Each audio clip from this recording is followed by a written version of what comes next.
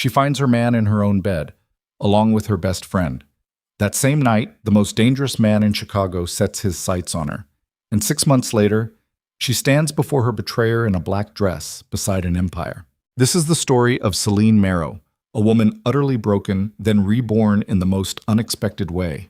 If you're watching to the end, hit like and comment the name of the city you're watching in.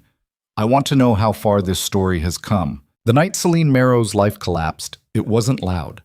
There was no screaming, no dramatic soundtrack, no slow-motion crash. It was quiet in the worst possible way. The kind of quiet that settles into your chest like cold water and stays there, filling every hollow space you didn't know you had. She came home early because her feet hurt. That's it. That's the entire mundane, humiliating reason she walked through that door 45 minutes before her usual time. Her feet hurt from 6 hours of carrying champagne trays across marble floors, while wealthy men made eye contact with everything except her face. Her shoulders ached. Her lower back had been sending her slow, grinding complaints since around 9 p.m. She'd thought about stopping for cheap noodles on the way home, but decided against it. She just wanted her bed. She got her bed. She got more than her bed. The door to her apartment was unlocked, which she registered somewhere in the back of her mind as wrong, but didn't process fast enough because she was already inside and already looking down the short hallway toward the bedroom, and the door was open. Just slightly, just enough. And the lamp on the nightstand was on, throwing warm amber light across the doorframe, and she could hear breathing that wasn't hers. Selene stood in her own hallway for exactly 4 seconds. Then she pushed the door open. The sheets were pale gray, a color she'd chosen herself at a discount home store 14 months ago when she and Damon had first moved in together. She remembered standing in the aisle for too long, holding 2 nearly identical shades of gray up to the window light, trying to decide which one looked more like the life she was building. She'd chosen the lighter one. She thought it looked clean, hopeful. They looked different now. Damon Vale, her fiancé, the man whose voice she'd heard say the words, "I want to spend the rest of my life with you," on a rainy Tuesday night 11 months ago, was in those sheets. And next to him, wrapped in the blanket Selene's mother had given her before she died, was Brielle Hart, Selene's best friend since the 2nd grade. The woman who'd stood beside her at her mother's funeral. The woman who'd helped her pick out the engagement ring style she liked, back when she still thought Damon buying one was inevitable. Neither of them saw her immediately. That was somehow worse. She had 2 full seconds to just stand there and look at them, at the way Damon's arm was draped over Brielle's shoulder, at the way Brielle's hair fanned across the pillow Selene slept on every night, at the comfortable, settled quality of them together that told her, with brutal clarity, that this wasn't the first time. Then Damon turned his head. The expression on his face when he saw her wasn't guilt. It wasn't even fear, not at first. It was something closer to inconvenience, a flash of, oh, that lasted half a second before the mask dropped back into place. And that half second, that single flicker of oh, was the thing that severed something permanent inside Selene Marrow's chest. Brielle made a sharp sound and pulled the blanket up. Damon sat up slowly, like a man buying time. Selene. She didn't let him finish. She walked to the kitchen counter where she'd left her keys, her tip money, and her phone. She picked up all 3 with hands that were steadier than they had any right to be. Then she walked back to the bedroom doorway because something made her stop there, made her stand there one more moment and look at the 2 people who had been the twin load-bearing walls of everything she thought her life was. Selene, just listen, Damon started again. No, she said. Just that. One word. She surprised herself with how even it sounded. Then she looked at the engagement ring on her left hand, that small, slightly too tight band with the princess-cut diamond that Damon had slid onto her finger in a restaurant booth while she'd cried in the good way, the way you cry when something beautiful happens to you. And she pulled it off. It caught on her knuckle. She had to work at it for a moment, which was undignified, and she hated every second of that struggle, hated that she couldn't make it a clean gesture. When it finally came free, the edge of the setting left a small cut on her palm. She felt the sting but didn't look at it. She set the ring on the doorframe, not thrown, not hurled across the room the way she wanted to, just set down, quietly, like she was returning something that had never really belonged to her. Then she walked out of her apartment and closed the door behind her without slamming it. She made it 17 steps down the hallway before her legs stopped working correctly. She hit the wall with her shoulder and stayed there, pressing her back against the cheap plaster, staring at the water-stained ceiling of the building she'd lived in for 2 years. Her breath came in wrong. Too shallow, too fast, not enough of it. The cut on her palm was bleeding a little. She could feel the warm, sticky spread of it against her curled fingers. The hallway smelled like someone's reheated dinner and old carpet. She stood there for a long time. Then she straightened up, because there was nothing else to do, and she went back to work. What? The Velvet Room wasn't the kind of place that showed up on anyone's respectable restaurant guide. It operated in that specific stratum of Chicago nightlife that required a phone call to get through the front door, a particular kind of face to get past the second one, and a very deliberate blindness to what happened in the private rooms on the upper floor. The clientele wore suits that cost more than Selene's monthly rent and spoke in the careful, clipped cadences of men who had learned to say a great deal while technically saying nothing at all. She'd worked there for 8 months. She was good at her job, efficient, quiet, perceptive in the way that only people who've spent years being invisible in rooms full of powerful people can be. She remembered drink preferences without being told twice. She could read a table's atmosphere from across the room and know whether to approach or give them another 3 minutes. She'd learned how to make herself present enough to be useful and absent enough to be unthreatening. And most nights, that skill kept her tips good and her nights mercifully uneventful. Tonight was supposed to be routine. She'd called her manager on the walk over and said she was coming back in. He'd made a sound that was probably protest and then, reading something in her voice, thought better of it. She was in her uniform before midnight, tray in hand, moving through the amber-lit haze of the main floor like she hadn't just left a piece of herself in a hallway 17 blocks away. But her hands weren't right. She noticed it at the first table she approached. A slight tremor in her right hand, barely visible, but enough that the glasses shifted on the tray with a faint, high chime of crystal against crystal.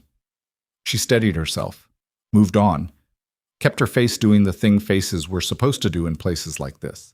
Neutral, attentive, not quite a smile, but close enough that no one felt uncomfortable. The cut on her palm had stopped bleeding, but it pulled when she gripped the tray edge. At 11:47, she approached the corner booth. She didn't look at who was sitting there before she arrived. She was focused on the tray, on the slight unevenness in her footing from her left shoe's worn heel, on keeping the champagne glasses stable. She set the first glass down and only then registered that the booth's single occupant was watching her. Not the way men at these tables usually watched her, with the lazy, ownership-flavored appraisal she'd learned to see coming and deflect without acknowledgement. This was different. This was the specific, unhurried attention of someone who notices things that other people don't, and knows that you know, and doesn't particularly care that you know. She set the second glass down and straightened. He was somewhere in his late 30s. Dark hair, dark eyes, the kind of stillness that doesn't look like calm so much as controlled power. The way a cable under extreme tension can look perfectly still right up until it snaps. His suit was black, immaculate, no tie. He held a glass of whiskey that he hadn't touched. He wasn't looking at her face. He was looking at her hand, at the cut.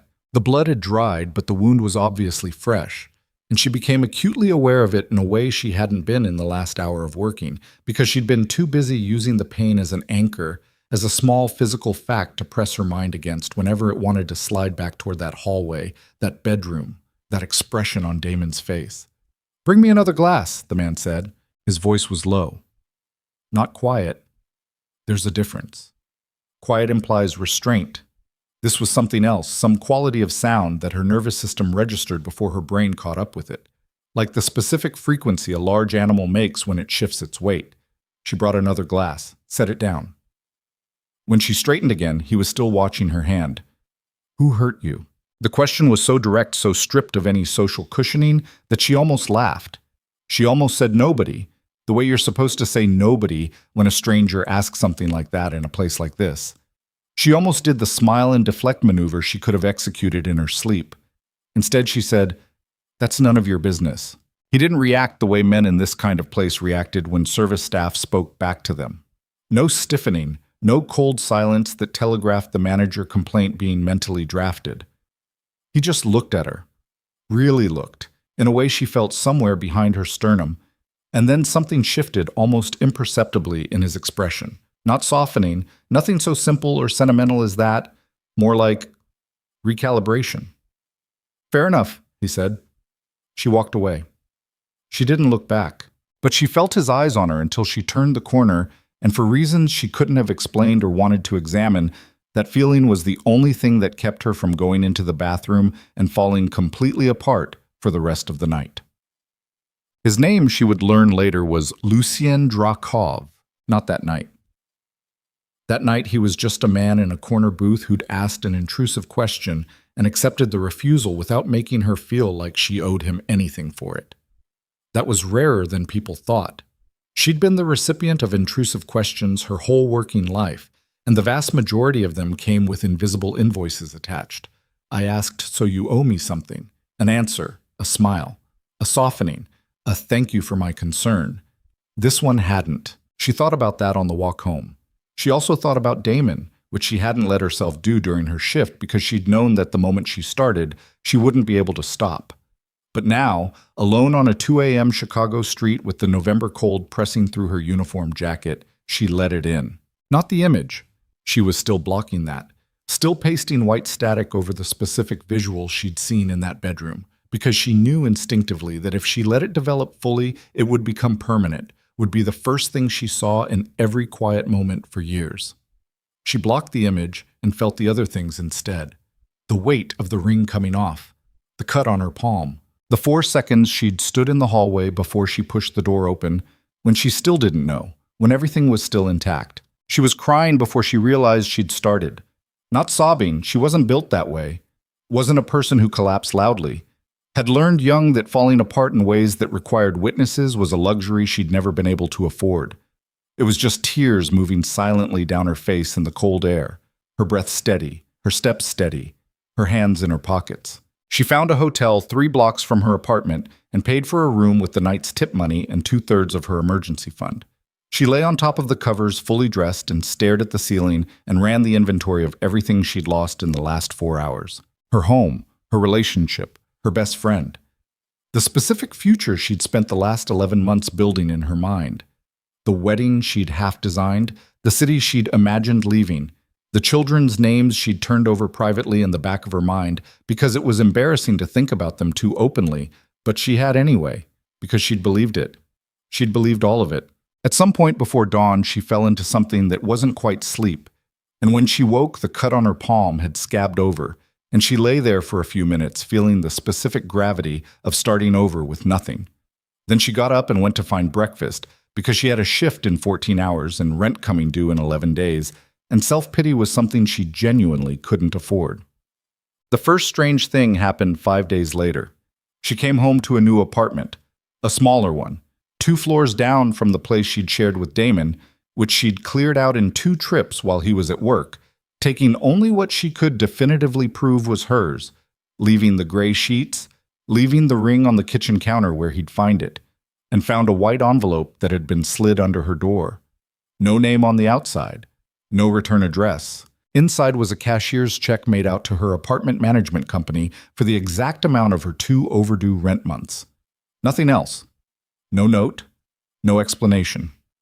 Selene held the check for a long time, read the dollar amount 3 times to make sure she wasn't misreading it, set it on the kitchen counter, walked to the window, stood there looking at the street below, where a black SUV was parked at the curb with its engine off. She went downstairs, walked up to the vehicle, and knocked on the driver's side window with her knuckle. The window went down. The man behind the wheel was built like architecture, wide, solid, the kind of structure designed to not move. He was wearing a black jacket and an expression that communicated nothing. He looked at her without expression. "Who sent this?" she asked, holding up the envelope. "You should cash it," he said. "That's not what I asked." "I know." She stared at him. He stared back. The November cold bit at her ears. A cab went past on the street behind her, splashing through a puddle that had been sitting at the curb since yesterday's rain. "Tell whoever sent it," she said carefully, "that I don't need his money." "I'll pass that along." "And tell him to stop parking outside my building." The window went up. The SUV didn't move. She went back inside and stood in her kitchen for a long time, holding the envelope, doing the math she already knew the answer to. She was short 2 months. Her next paycheck wouldn't cover the gap. She had $18 in her checking account and a pride that had already taken substantial damage in the last 5 days, and somehow, perversely, was the only thing she had left that felt intact. She put the envelope in her kitchen drawer and went to bed. She cashed it 4 days later, when her landlord called for the third time. The second strange thing happened the following Tuesday. Marcus Webb, a regular at the Velvet Room who had been making increasingly specific comments in Celine's direction for the past month. Nothing she could report, nothing concrete, just the persistent low-grade pressure of a man who believed that persistence was a form of persuasion, didn't come in. She noticed his absence the way you notice the absence of a sound that's been constant long enough to become background. A particular kind of relief followed immediately by suspicion. He didn't come in Wednesday either, or the rest of that week. On Friday, one of the other servers told her, in the specific undertone of someone conveying something they didn't fully understand, that Marcus Webb had been asked not to return, that the owner had made some kind of call. Selene asked who'd suggested it. The server shrugged. Nobody said, just happened. Selene thought about the black SUV, about the envelope, about the man in the corner booth who'd looked at the cut on her hand and asked who hurt her. She thought about his voice when he said it, the way it hadn't sounded like sympathy, the way it had sounded like someone taking inventory. She went home, stood at her window for a while, and told herself she was going to figure out exactly who Lucien Drakov was before this went any further. She didn't know, that night, that she was already several steps behind. The truth, when it came, arrived in pieces. She asked around carefully. She was good at asking things carefully, had spent years refining the art of getting information from people without letting them know they were giving it. At the bar where the Velvet Room's off-duty staff drank on Thursday nights, she dropped the name into a conversation like she was barely interested. The reaction was immediate. A silence of approximately 2 seconds. Then a careful, total change of subject. She noted that and tried again with a regular, a businessman who came in twice a month, the kind of man who knew things because knowing things was part of what he was paying for when he paid the Velvet Room's prices. He gave her a long look when she said the name. Why are you asking about him? Curiosity. Curiosity about Lucien Drakov, he repeated, like she'd said something structurally nonsensical, like she'd asked him to explain a color that didn't exist. Be curious about something else. Is he dangerous? The man picked up his glass. He's the thing dangerous people are afraid of. She processed that. And he's interested in me, she said. Not a question. The man set his glass back down and looked at her steadily for a moment. Then he said, I'd be very careful about what you do with that information, if I were you. She thanked him and walked away, and spent the rest of her shift carrying trays and thinking about the cut on her palm that had fully healed now, about the envelope in her kitchen drawer, about the specific quality of Lucien Drakov's attention and what it meant that a man like that, whatever exactly a man like that was, had looked at her across a dim room on the worst night of her life and decided that she was worth noticing. She didn't know whether to be grateful or afraid. She would learn, eventually, that the correct answer was both. 2 weeks after the envelope appeared under her door, she finished a late shift and stepped out of the Velvet Room's side exit into the alley the staff used, which connected to a side street 2 blocks from the nearest L station.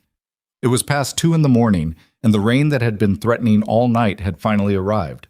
Cold, insistent, the kind of November rain that gets inside your collar immediately and stays there. She heard the car before she saw it. 2 cars, actually. Black. Moving slowly, blocking the alley exits in a way that wasn't accidental. She stopped walking. A man got out of the first car. He was not the man from the black SUV outside her building. He was someone else, someone she'd never seen, but she had worked at the Velvet Room long enough to have developed a very specific ability to read the difference between men who were dangerous and men who were performing danger. And this man was not performing. He wasn't alone. Miss Marrow, he said, like he knew her. Like he'd known her for a while. She kept her face neutral. Her whole body had gone into a specific kind of stillness. Not frozen, not paralyzed, but the stillness of something calculating. I don't know you, she said. No, he agreed. But we know you. We've been watching you for about 3 weeks. He smiled, and it was the kind of smile that had never learned to reach the eyes. Actually, someone we work with has been watching you for longer than that. He has some very specific information about you. Information you gave him without knowing you were giving it. She thought of Damon, of Brielle. A cold that had nothing to do with the rain moved through her. "We'd like you to come with us," the man said. "Mr. Renata would like to speak with you." "I'm not going anywhere with you." "I understand that's how this seems." He took a step toward her. "But I want you to understand that we're going to have this conversation either way. We're just negotiating the circumstances." She turned to run for the other end of the alley. The second man was already there. She had time to register his size, much larger than the first one, blocking the exit completely. Before his hand closed around her upper arm, and the world tilted sideways and the rain disappeared and the alley disappeared, and then there was nothing but darkness and the smell of leather seats and the distant sound of Chicago's late-night traffic moving around her. Indifferent, carrying on, while the worst possible version of the last 3 weeks resolved itself into something she hadn't seen coming. She should have run sooner. She knew that. She also knew, in the last second before the darkness fully took her, that someone else knew she was out here, had known she was out here. The question that followed her into unconsciousness was whether he'd gotten here in time. She came back to herself in stages. The first thing she registered was warmth, which was wrong, because the last thing she remembered was rain and cold, and the specific biting damp of a Chicago November alley that got inside your bones and set up residence there. The warmth was wrong enough that she lay still and did not open her eyes, because something in her animal brain, the part that operated below language, below thought, in the raw electrical territory of pure survival, told her to gather information before she gave anything away. She was lying on something soft. A couch, maybe. The surface beneath her was firm but upholstered, and there was a blanket across her legs that she hadn't put there herself. She could smell wood and something like leather, and a faint chemical undercurrent she couldn't immediately identify. Not unpleasant, just present, the way expensive spaces had their own specific atmosphere that was nothing like the air anywhere ordinary people lived. She could hear a fire. She opened her eyes. The ceiling above her was high, 12 feet, maybe more, with crown molding that had been done by someone who knew what they were doing. The light in the room was amber, low, coming from a fireplace to her left, and 2 lamps positioned further back that she couldn't quite see from this angle. The wall directly across from her was floor-to-ceiling windows, and beyond the glass was the lake. Lake Michigan, at night in November, with the lights of the city strung along the far curve of the shore like something from a different world. She sat up carefully. Her head swam for exactly 3 seconds, then settled. "There's water on the table." She turned. Lucien Drakov was standing at the far end of the room with his back partially to her, his jacket off, his sleeves rolled to the forearm, looking out a side window at nothing she could identify. He didn't look at her when he spoke. He said it the way you state a fact, not as an offer, not as a kindness, just as information that was available to her if she wanted it. There was a glass of water on the low table in front of the couch. She looked at it, did not touch it. "Where am I?" she said. "My house." "That's not an address." "North Shore. About 40 minutes from downtown." He turned then and looked at her with the same quality of attention she remembered from the Velvet Room, that flat, total observation that felt less like being seen and more like being read, like he was taking in specific data and filing it somewhere precise. "How's your head?" "Fine." "You were out for 20 minutes." "I know." She didn't know, but she wasn't going to hand him that. He crossed the room slowly, not toward her, angling toward a side table where a glass of whiskey sat that he apparently hadn't finished. He moved the way men moved when they were absolutely certain that no one in any room they occupied was a physical threat to them. Not aggressive, just entirely settled. Like gravity was more of a suggestion for him than a rule. He picked up the whiskey, didn't drink it, just held it. "The men in the alley," Selene said. "Who were they?" "People who were going to cause you a significant amount of harm." "That's not an answer either." "It's the relevant part of the answer." He looked at her steadily. "The name that was mentioned by Renata is a man named Ciro Renata. He runs a specific kind of business on the south side. Among other things, he collects debts." Celine's stomach moved in a way she didn't like. "Whose debt?" she asked. Lucien set his glass down. He reached into the pocket of his jacket, which was folded over the back of a chair, and pulled out a phone. He held it out to her without crossing the distance between them, just extended his arm until the gesture became a question. She got up. Her legs held. She walked over and took the phone. The screen showed a photograph. Security camera footage, still image, parking structure. Damon, in a gray coat she recognized, standing across from two men she didn't, and passing something to them. A file folder looked like. The timestamp was 3 weeks ago, 2 days before she'd found him in her bed. She looked at the image for a moment, handed the phone back. "Keep going," she said. Something in Lucien's expression changed, almost imperceptibly, but she was watching closely enough to catch it. Not surprise, exactly. More like a revision of an expectation. "Damon Vale owes Ciro Renata a significant sum of money," he said. "The kind of sum that doesn't get repaid in installments. He's been owing it for approximately 8 months. In lieu of repayment, he's been providing other currency." He paused. "Information. About me. Your schedule, your routes, which nights you worked late, whether you had family in the city who might complicate things." He said it without inflection, not softening it, not watching her for a reaction the way people did when they expected you to crumble. "You were collateral, Selene. You've been collateral for most of this year." The fire popped in the grate. She stood there holding all of it, holding the weight of it, the specific shape of it, the way it recontextualized 11 months of her life in a way she would have to unpack very slowly and in private. Later, when she wasn't in a stranger's house in a location she couldn't identify. 2 hours past midnight. "Brielle?" she said. "Yes." She knew. She was involved. "She's been working with Vale on this for at least 6 months, he paused. "She's the one who gave them your work schedule. She had access to your routine in ways Vale didn't. The small things, which exit you used from the Velvet Room, which nights you stayed late. She provided the details. Vale provided the access." The sound Selene made wasn't a word. It wasn't a cry. It was just a short, sharp exhale, like something had hit her in the sternum, or like she'd been carrying a weight for a long time and just now fully realized how heavy it was. She turned away from him, walked back to the couch, sat down, put her elbows on her knees and her face in her hands, and stayed there for approximately 30 seconds, breathing. Just breathing. In, out, slow, counting the intervals. Then she straightened up. "What do they want from me?" she asked. Her voice came out level. She made it level. It cost her. "Renata's people believe you have information about Renata's business that Vale may have shared with you. It's incorrect. Vale was too smart or too self-protective to tell you anything real. But Renata doesn't know that. He operates on the assumption that proximity means knowledge. I don't know anything about Ciro Renata." "I know that." "Then explain it to him." Lucien looked at her for a moment. "Ciro Renata is not a man who accepts explanations. He's a man who accepts resolution. The distinction matters." She absorbed that. "So what happens now?" she asked. "Now," he said, "you stay here until this is resolved." The room went very quiet. Selene looked up at him. "I'm sorry?" "This house is secure. Renata's people won't reach you here. Once the situation is managed—" "You kidnapped me," she said flatly.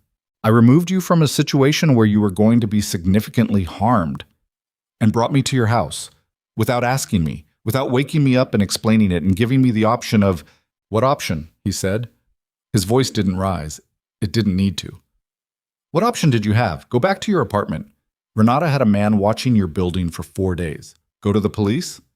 He said it without contempt, more like a professor pointing out a logical error in a student's reasoning. "What would you have told them? That someone might do something to you because your fiancé owed money to a man who technically doesn't exist on any paper that would give the CPD jurisdiction?" She wanted to argue with that. She wanted to find the structural flaw in his logic that would let her dismiss it. She sat there for a moment and couldn't find one, which made her furious in a way that had nowhere to go. "I kept you alive," he said. "You kidnapped me," she said again, because she wasn't ready to surrender the point, even if the logic was sound. Lucien Drakov looked at her for a long moment. Then, unexpectedly, he said, "Yes, I did. You can be angry about it." She hadn't expected that. The lack of defensiveness in it, the complete absence of the justification she'd been braced to argue against. She didn't know what to do with it. I want a phone, she said. Who do you need to call? That's not your business. He went to the table, picked up a cell phone, not a smartphone, a plain one, a burner with no identifying information, and set it on the coffee table between them. Don't tell anyone where you are, he said, not because I'm asking you not to, because I don't know yet who Renata has access to, and anyone who knows your location becomes a vulnerability. She picked up the phone. And Selene? He'd moved toward the door. She looked up at him. The room at the top of the stairs on the left is yours. The lock works from the inside. He left before she could respond to that. She sat in the amber light and the warmth of a fireplace that was nicer than anything she'd ever lived with, in a house that probably cost more than her entire previous life, and held a burner phone with no one to call. She put it down after a minute. She didn't sleep. The room at the top of the stairs was exactly what he'd said. A bedroom, large, spare, with a window that looked out over the estate grounds and the lake beyond. The lock on the door was solid. She checked it twice, then sat on the edge of the bed fully dressed with her back to the headboard and her eyes moving between the door and the window and the ceiling while her brain did the work she'd been keeping it from doing. 11 months. 11 months of building something. A future, a life. A version of herself that existed in a context, that had coordinates, that knew what city she'd be living in at 40, and every moment of that construction had been happening on ground that was already compromised. While she was choosing paint colors in her mind and arguing pleasantly about wedding venues and trusting Betrayal with the small private architecture of her daily life. Both of them had been feeding that architecture piece by piece to people who wanted to use it to destroy her. She thought about the specific things Betrayal had known, had been told, had volunteered into conversations the way friends did, naturally, without guile, because that's what it looked like when it was happening.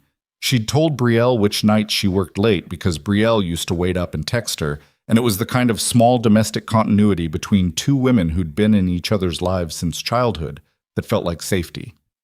It hadn't been safety. It had been a data feed. She pressed the back of her skull against the headboard hard enough that it hurt slightly, and held it there, feeling the pressure, using it to stay present. Downstairs, at some point after 3 a.m., she heard movement. Not threatening, just the sound of a large house continuing to exist. A door somewhere. Quiet footsteps. The distant domestic sound of a cabinet being opened. She listened to it and breathed, and eventually, sometime around 4:30, fell into something that was close enough to sleep to count. Ichit. In the morning, the house was different. Not the structure of it, that was the same. The high ceilings and the lake view and the specific quality of controlled wealth that permeated every surface. But the atmosphere. There were people in it. Not many, and none of them visible from the hallways she moved through on her way to find the kitchen, but she could feel their presence, the way you can feel a room is occupied before you enter it, an alertness in the air, the particular quiet of people who are trained to be quiet. She found the kitchen by following the smell of coffee. A man she'd never seen was standing at the counter reading something on a tablet. He was enormous, not the man from the black SUV outside her building, but built along similar architectural principles. He looked up when she came in, registered her, and returned to the tablet. "Coffee's on the counter," he said. "Is this a hotel?" she said. "No." "Then why does everyone here do the pointing at things thing and then not talking?" He looked up again. There was something in his expression that might have been, under different circumstances, the distant ancestor of amusement. "Gabriel," he said. "Selene. I know who you are." "Of course you do." She crossed to the coffee, poured a cup, turned and leaned against the counter. "Where's Drakov?" "Out." "When does he get back?" "When he's done." She looked at Gabriel steadily. He looked back. He was the kind of man who had apparently decided at some point in his life that patience was a weapon, and he deployed it with the ease of long practice. "I need clothes," she said. "Already taken care of." "I had a shift last night." "Your manager was contacted." She set her coffee cup down harder than she intended. "You contacted my manager. Someone did. And told him what? That you had a family emergency and would be in touch." Gabriel turned a page on his tablet. He seemed to take it well. "I need my phone. It's been noted. I need to—" "Selene." He said her name with the tone of someone who has had many conversations like this one and knows exactly how they end. I understand this is not how you would have chosen the last 12 hours to go. But right now, the options available to you are limited, and fighting with me about the infrastructure of your situation isn't going to expand them. Drink your coffee. The clothes are in the room you slept in. Drakov will be back by noon. She stared at him. He turned another page. She picked up her coffee and went back upstairs. Lucien returned at 11:40. She heard the front door, heard the brief exchange of voices in the entryway, heard footsteps cross the main floor and stop outside the room she was in. A study on the ground level that she'd found an hour ago and occupied because it had bookshelves that went to the ceiling, and she needed something to do with her hands and her eyes that wasn't just staring at the lake. He knocked, which she hadn't expected. "Come in," she said, because it was his house, and the politeness of the knock made her feel obligated to meet it. He came in and she saw immediately that something had shifted in the 24 hours since she'd first seen him in this context. He looked the same controlled stillness, same quality of contained energy, but there was a tension around his eyes that hadn't been visible last night. He was carrying information, and it was heavy. "Sit down," he said. "I'm already sitting." He looked at her. She was, in fact, sitting, cross-legged on the leather couch, with a book open in her lap that she hadn't been reading. He pulled a chair up to face her and sat down, and in the few seconds it took him to do that, she watched him organize whatever he was about to say, watched him decide how to structure it, and that process, visible, deliberate, was the first fully human thing she'd seen him do. "I have confirmation on the full scope of what Vale and your friend have been involved in," he said. "Brielle," she said. "Her name is Brielle." A pause. "Brielle. Say the full thing. I need to hear it said correctly." He looked at her for a moment. Then, "Damon Vale and Brielle Hart have been providing Ciro Renata's organization with targeted personal information in exchange for debt reduction and a monthly cash arrangement for approximately 7 months." He held her gaze.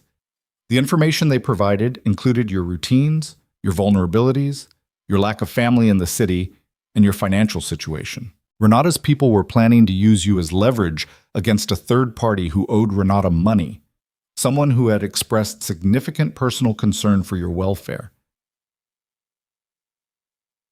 He stopped. She worked it out. "You," she said. "Someone who had concern for me." Her voice came out flat. "That's you." He didn't answer, which was its own answer. "You've been watching me for how long?" she asked. "Long enough to know the situation before it escalated to the alley." "That's not a number." "No," he said. "It's not." She closed the book in her lap and set it on the cushion beside her, placed both hands on her knees and looked at him directly. "Why? Why what? Why were you watching me at all? Why does Ciro Renata think I matter to you? Why does a man who runs half the criminal infrastructure of the city give 2 seconds of thought to a cocktail waitress in a nightclub?" He was quiet for a moment. The fire wasn't going in here, but the light coming through the study windows was gray and clean, November light, honest light.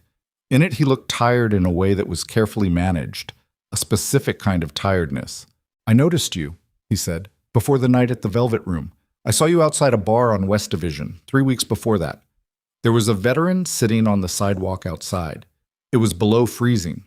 You'd been in the bar for, I assume, your shift, because you came out through the service entrance in your work clothes. You'd stopped at the kitchen before you left. You had a takeout container." He paused. "You sat on the curb next to him, stayed for about 15 minutes, left him the food and your jacket." She didn't say anything.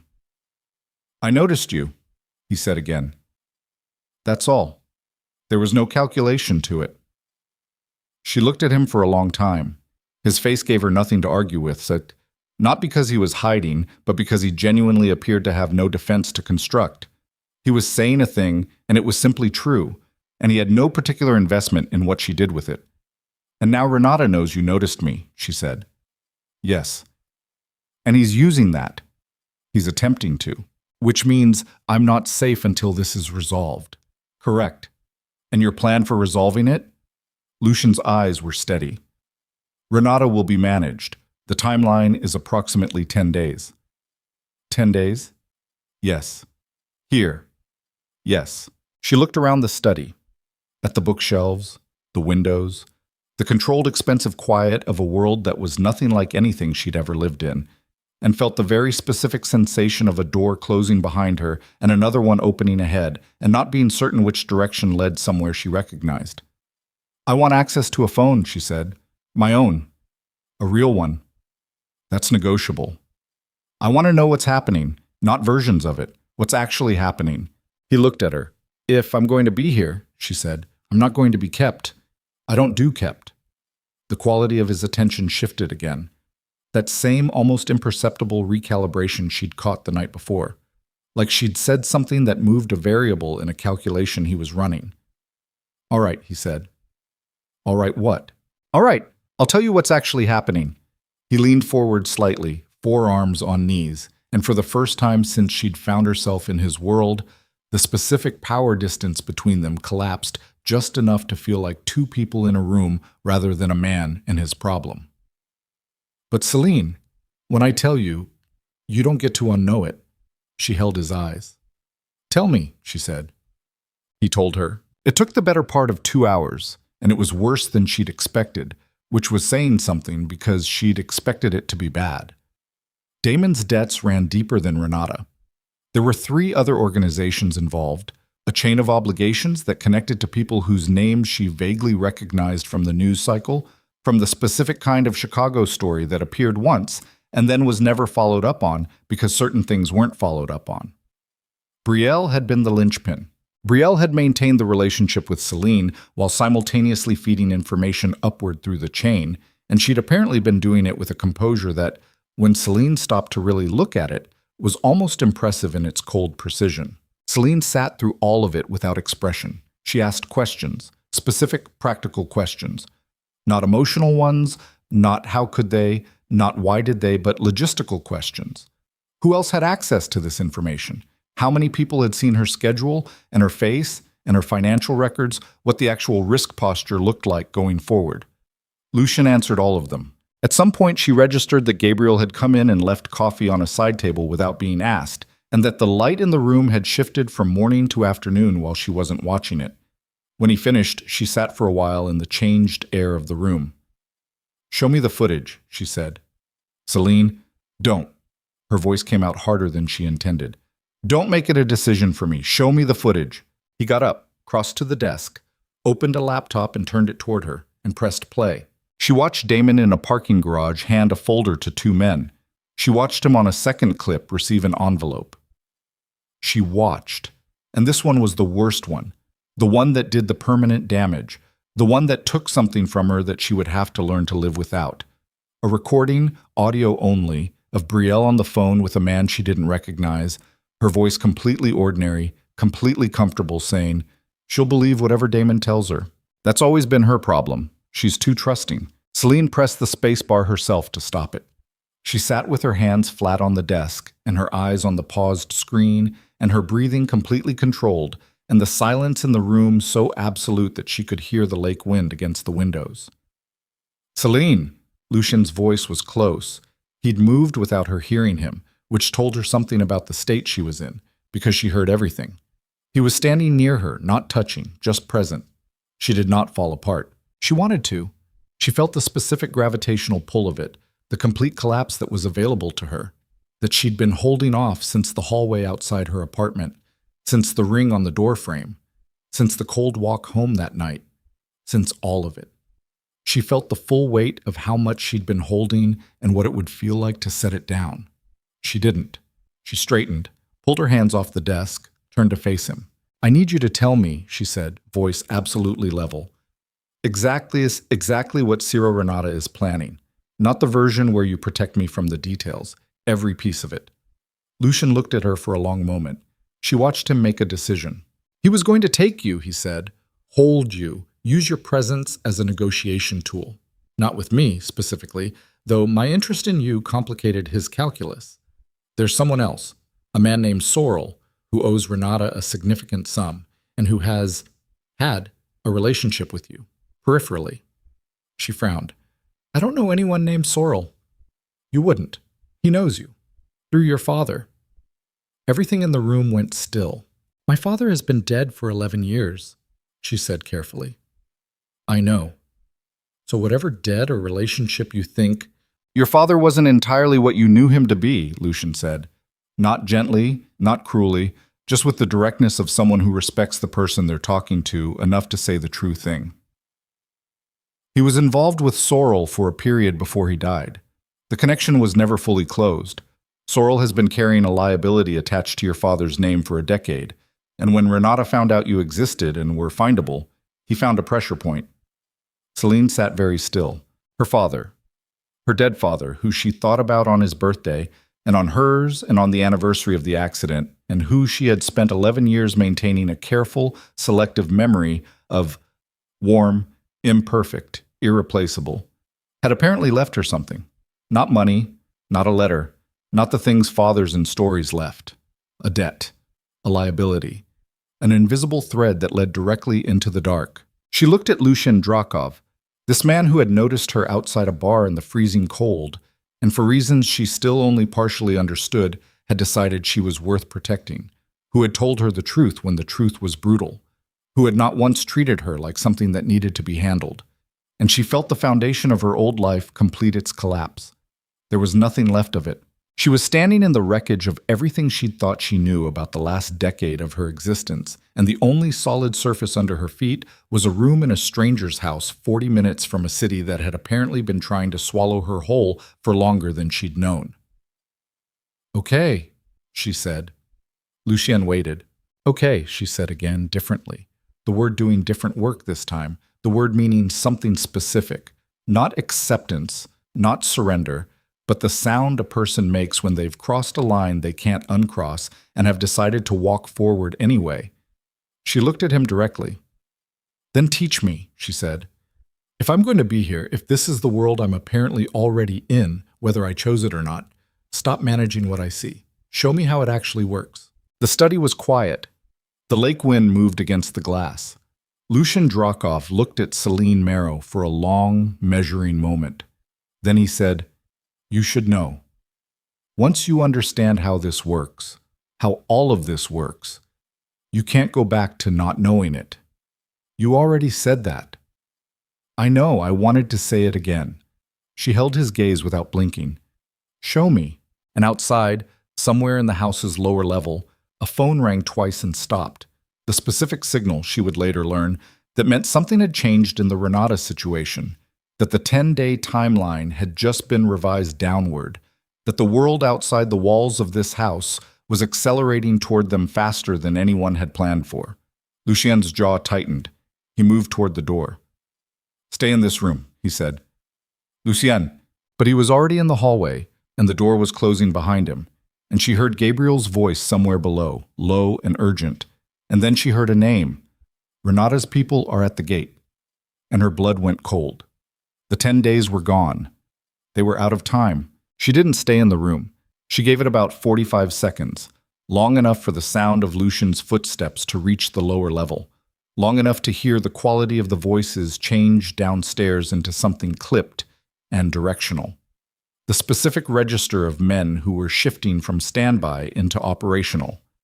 And then she moved to the study door and opened it quietly and stood in the hallway, listening. The house had changed, not physically, but atmospherically, in the way a building changes when everyone in it suddenly has a purpose. She could feel it in the floor through her socks, a low vibration of coordinated movement, doors opening and closing with precision, the particular silence of people who know how to be silent when it matters. She moved to the top of the main staircase and looked down. The entry hall below was controlled chaos in a minor key. Gabriel was near the front door with a radio in his hand, speaking in a low, rapid cadence to someone she couldn't see. Two other men she hadn't seen before were moving through the adjacent corridor with the unhurried efficiency of people running a drill they'd rehearsed.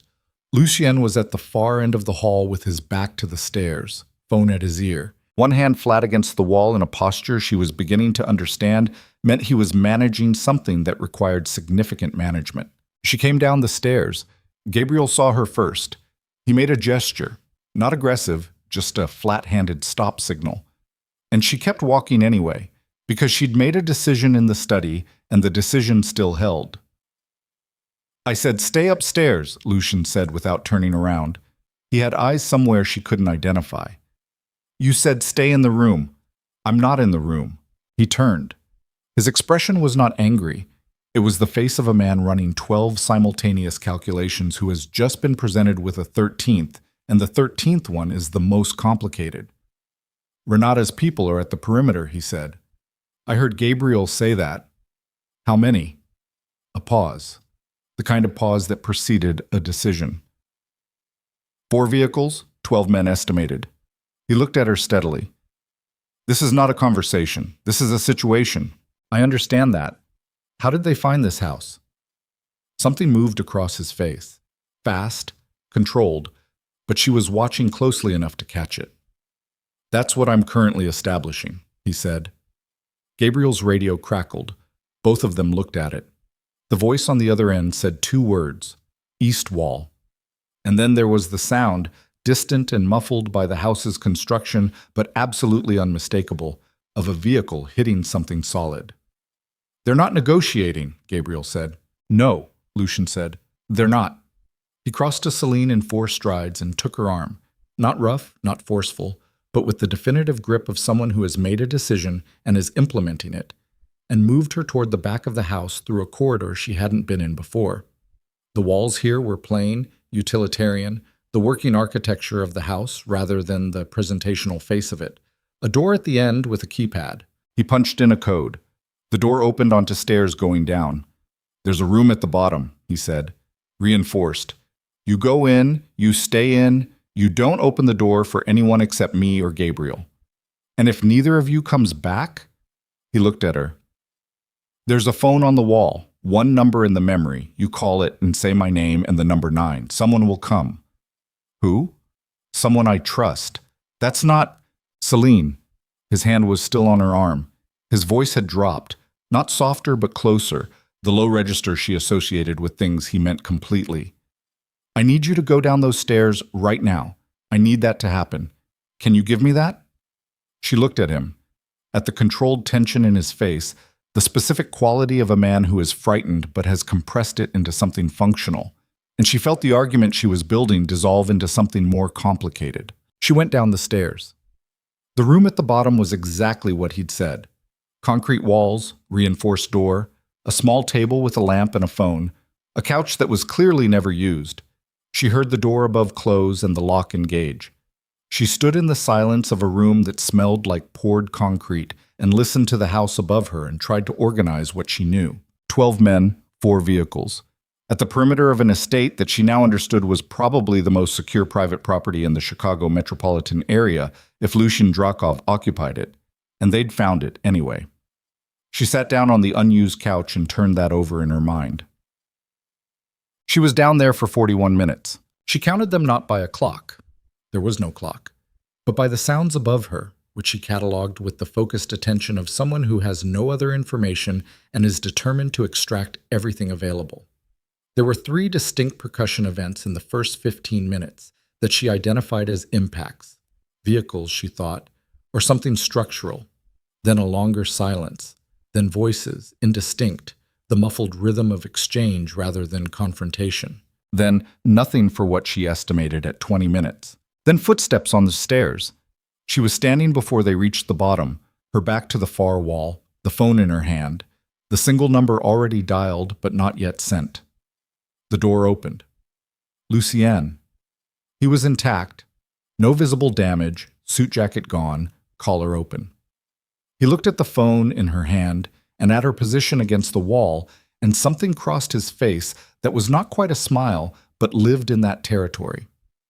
It's clear, he said. She lowered the phone. What happened? Renata's people tested the perimeter. They weren't there to breach it. They were there to demonstrate capability. He said it with a flatness that told her this was a language he was fluent in. It's a communication. They're telling me they know where this is. They already knew where it was, she said. Otherwise, they wouldn't have come here. Yes. Which means... She stopped. He waited. Which means someone told them, she said. Someone who knows this location. She looked at him. How many people know where this house is? His jaw tightened. Few enough that the list is short. Then you have a problem inside your house.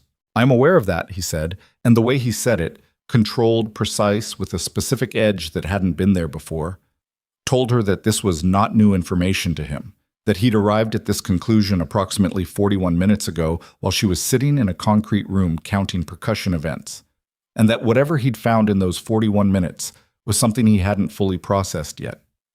Tell me, she said. He looked at her for a moment. Then he turned and went back up the stairs without a word, and she followed him, because at this point, following him was the only direction that had any information in it. The main floor of this house had been reorganized in her absence.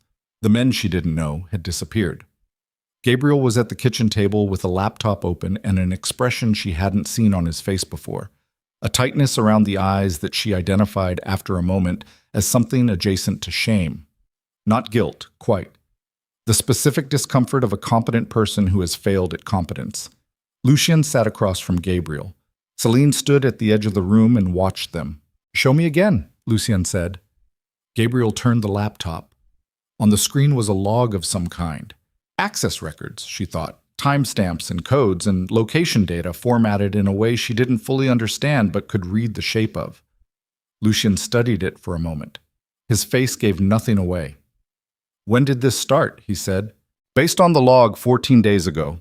Gabriel's voice was flat, professional, a man delivering a report he would rather not deliver. "The first access was minor, location ping, nothing more. Then 6 days ago, a full coordinate pull. The night she arrived." "Yes." Lucien sat back. He didn't say anything for a moment. The kitchen was very quiet. "Who has that access level?" Selene asked. Both men looked at her. She crossed to the table and looked at the laptop screen herself, because she was done waiting for information to be brought to her. "This is your internal security system," she said. It wasn't a question. "Someone inside your network pulled your location and gave it to Renata's people. 6 days ago, the night you brought me here." She looked up at Lucien. "Who knew I was coming here that night? Who knew it before it happened?" Lucien's expression was unreadable. "3 people. Myself, Gabriel." He paused.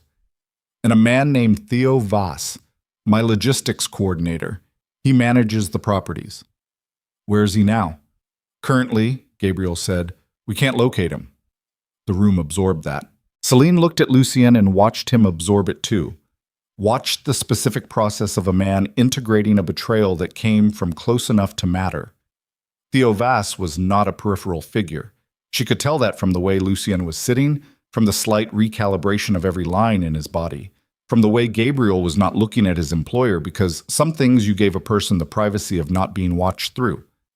"How long has Vass worked for you?" she asked. 9 years. Lucien said it without inflection. "Did Renata have leverage on him? Money? A threat?" "That's what I intend to find out." "Where would he go?" she pressed. "If he ran, where does he run to?" Lucien looked at her. Something shifted in his eyes. Not irritation, not precisely. More like the adjustment of a man who expected to be the one asking these questions.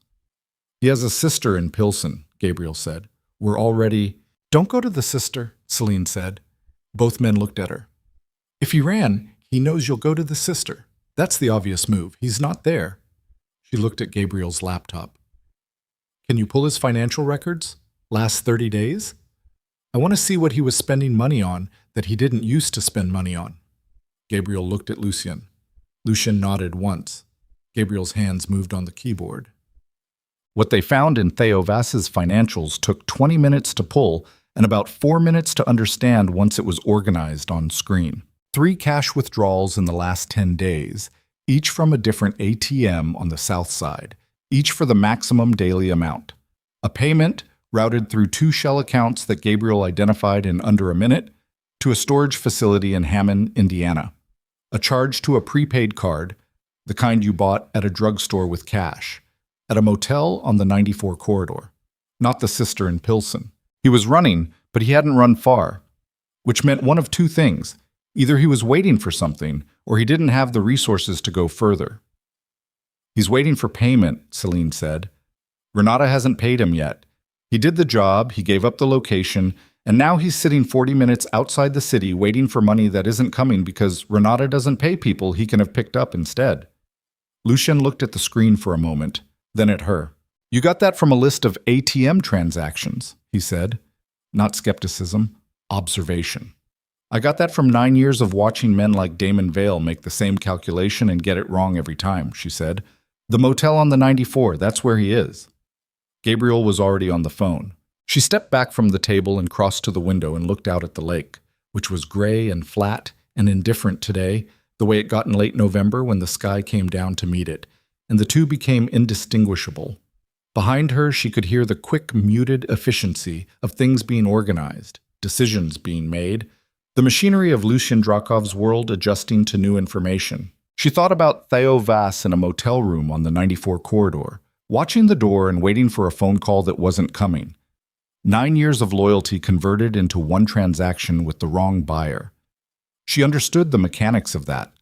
Not the betrayal specifically, but the calculation underneath it. The moment when someone who has been solid decides that the current arrangement is no longer sufficient and starts looking for a different equation. She'd watched Damon make that calculation. She'd just never seen the math until now. Selene. She turned. Lucien was standing in the middle of the kitchen, and he had an expression on his face she hadn't seen before. Not the controlled blankness, not the measuring attention, not the directness she'd come to expect. Something stripped of its usual management. He looked, for exactly one moment, like a man who was tired in a way that had nothing to do with sleep. Renata knows you're here, he said. The demonstration this morning wasn't just communication. It was a deadline. He's telling me that he has access to this location and that the next time his people come to the perimeter, they're not stopping at the perimeter. She held his gaze.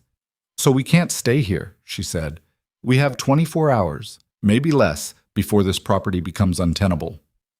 And you have a traitor in your organization whose full scope of access we don't yet know. Yes. Which means you don't know what else Voss may have given them. What other locations? What other information? Yes. Okay? She moved back to the table, sat down, pulled Gabriel's laptop toward her. Then we need to know exactly what Vass had access to before we move anywhere, or we're just relocating the problem. Show me his access log. Everything. All 14 days. Gabriel looked at Lucien again. She was getting tired of that look. The constant referral, the waiting for permission. She understood it was structural, understood it was how this world operated, but it was starting to feel like a wall she was pressing against. Gabriel, she said, and waited until he looked at her instead of Lucien. I'm not asking you to compromise your protocols. I'm asking you to let me help. There's a difference. She held his gaze. You have a breach in your organization and a man in a motel who sold your employer's location to people who are planning to come back here with more than 12 men. I need the access log. A long moment. Gabriel turned the laptop toward her. She worked through it for 2 hours. It was not a skill she'd known she had. Reading data structures, finding patterns in access logs, following the thread of a digital footprint backward through its own history. But she found, as the hours passed and the information accumulated, that it was less a technical skill than a perceptual one. It was the same thing she used to do on a busy service floor: read the room, identify what was out of place, follow the inconsistency to its source. Theo Vass had been thorough. But thorough people left patterns, and patterns were readable if you were willing to sit with them long enough. She found 3 things. The first was the location data, which they already knew. The second was a personnel file that Vass had accessed and copied 6 days ago. A file on Gabriel, specifically, which she thought was probably Renata gathering information on Lucien's inner circle for future use. The third thing was the one that made her hands go still on the keyboard. It was a communication log. Vass had sent a compressed file to an external address 9 days ago, before the location pull, before the personnel file, before any of the things they'd already identified. She opened it. It was a summary document, an intake profile. She read the name at the top. Then she read it again. Then she sat back from the laptop and stayed very still for a long moment, looking at the name, and felt something cold and total move through her from the sternum outward. The name at the top of the intake profile was not hers. It was her father's. But that wasn't the thing that made her go cold.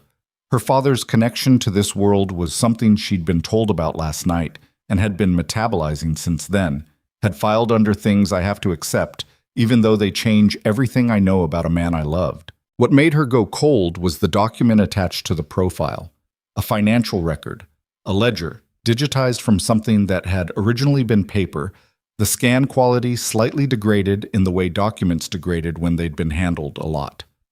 She recognized the format. She'd seen similar records briefly on Gabriel's screen earlier. Debt and credit columns, dates going back 12 years, her father's name on the left side, and on the right side, as the counterparty to every transaction recorded in that ledger, a name she recognized. A name she would not have recognized 2 days ago, before Lucien had told her about the man who'd first brought her into this situation as leverage, the man who had a connection to her father that predated everything else. Sorrel. But that wasn't new information either. Lucien had told her about Sorrel last night, told her about the debt, the liability, the invisible thread. What Lucien had not told her, what this ledger showed with the cold clarity of recorded numbers, transaction by transaction, stretching back 12 years, was that Sorrel wasn't simply a man who'd had a business relationship with her father. The final entry in the ledger was dated 4 months before her father's accident. There was a note beside it in handwriting she didn't recognize. 2 words.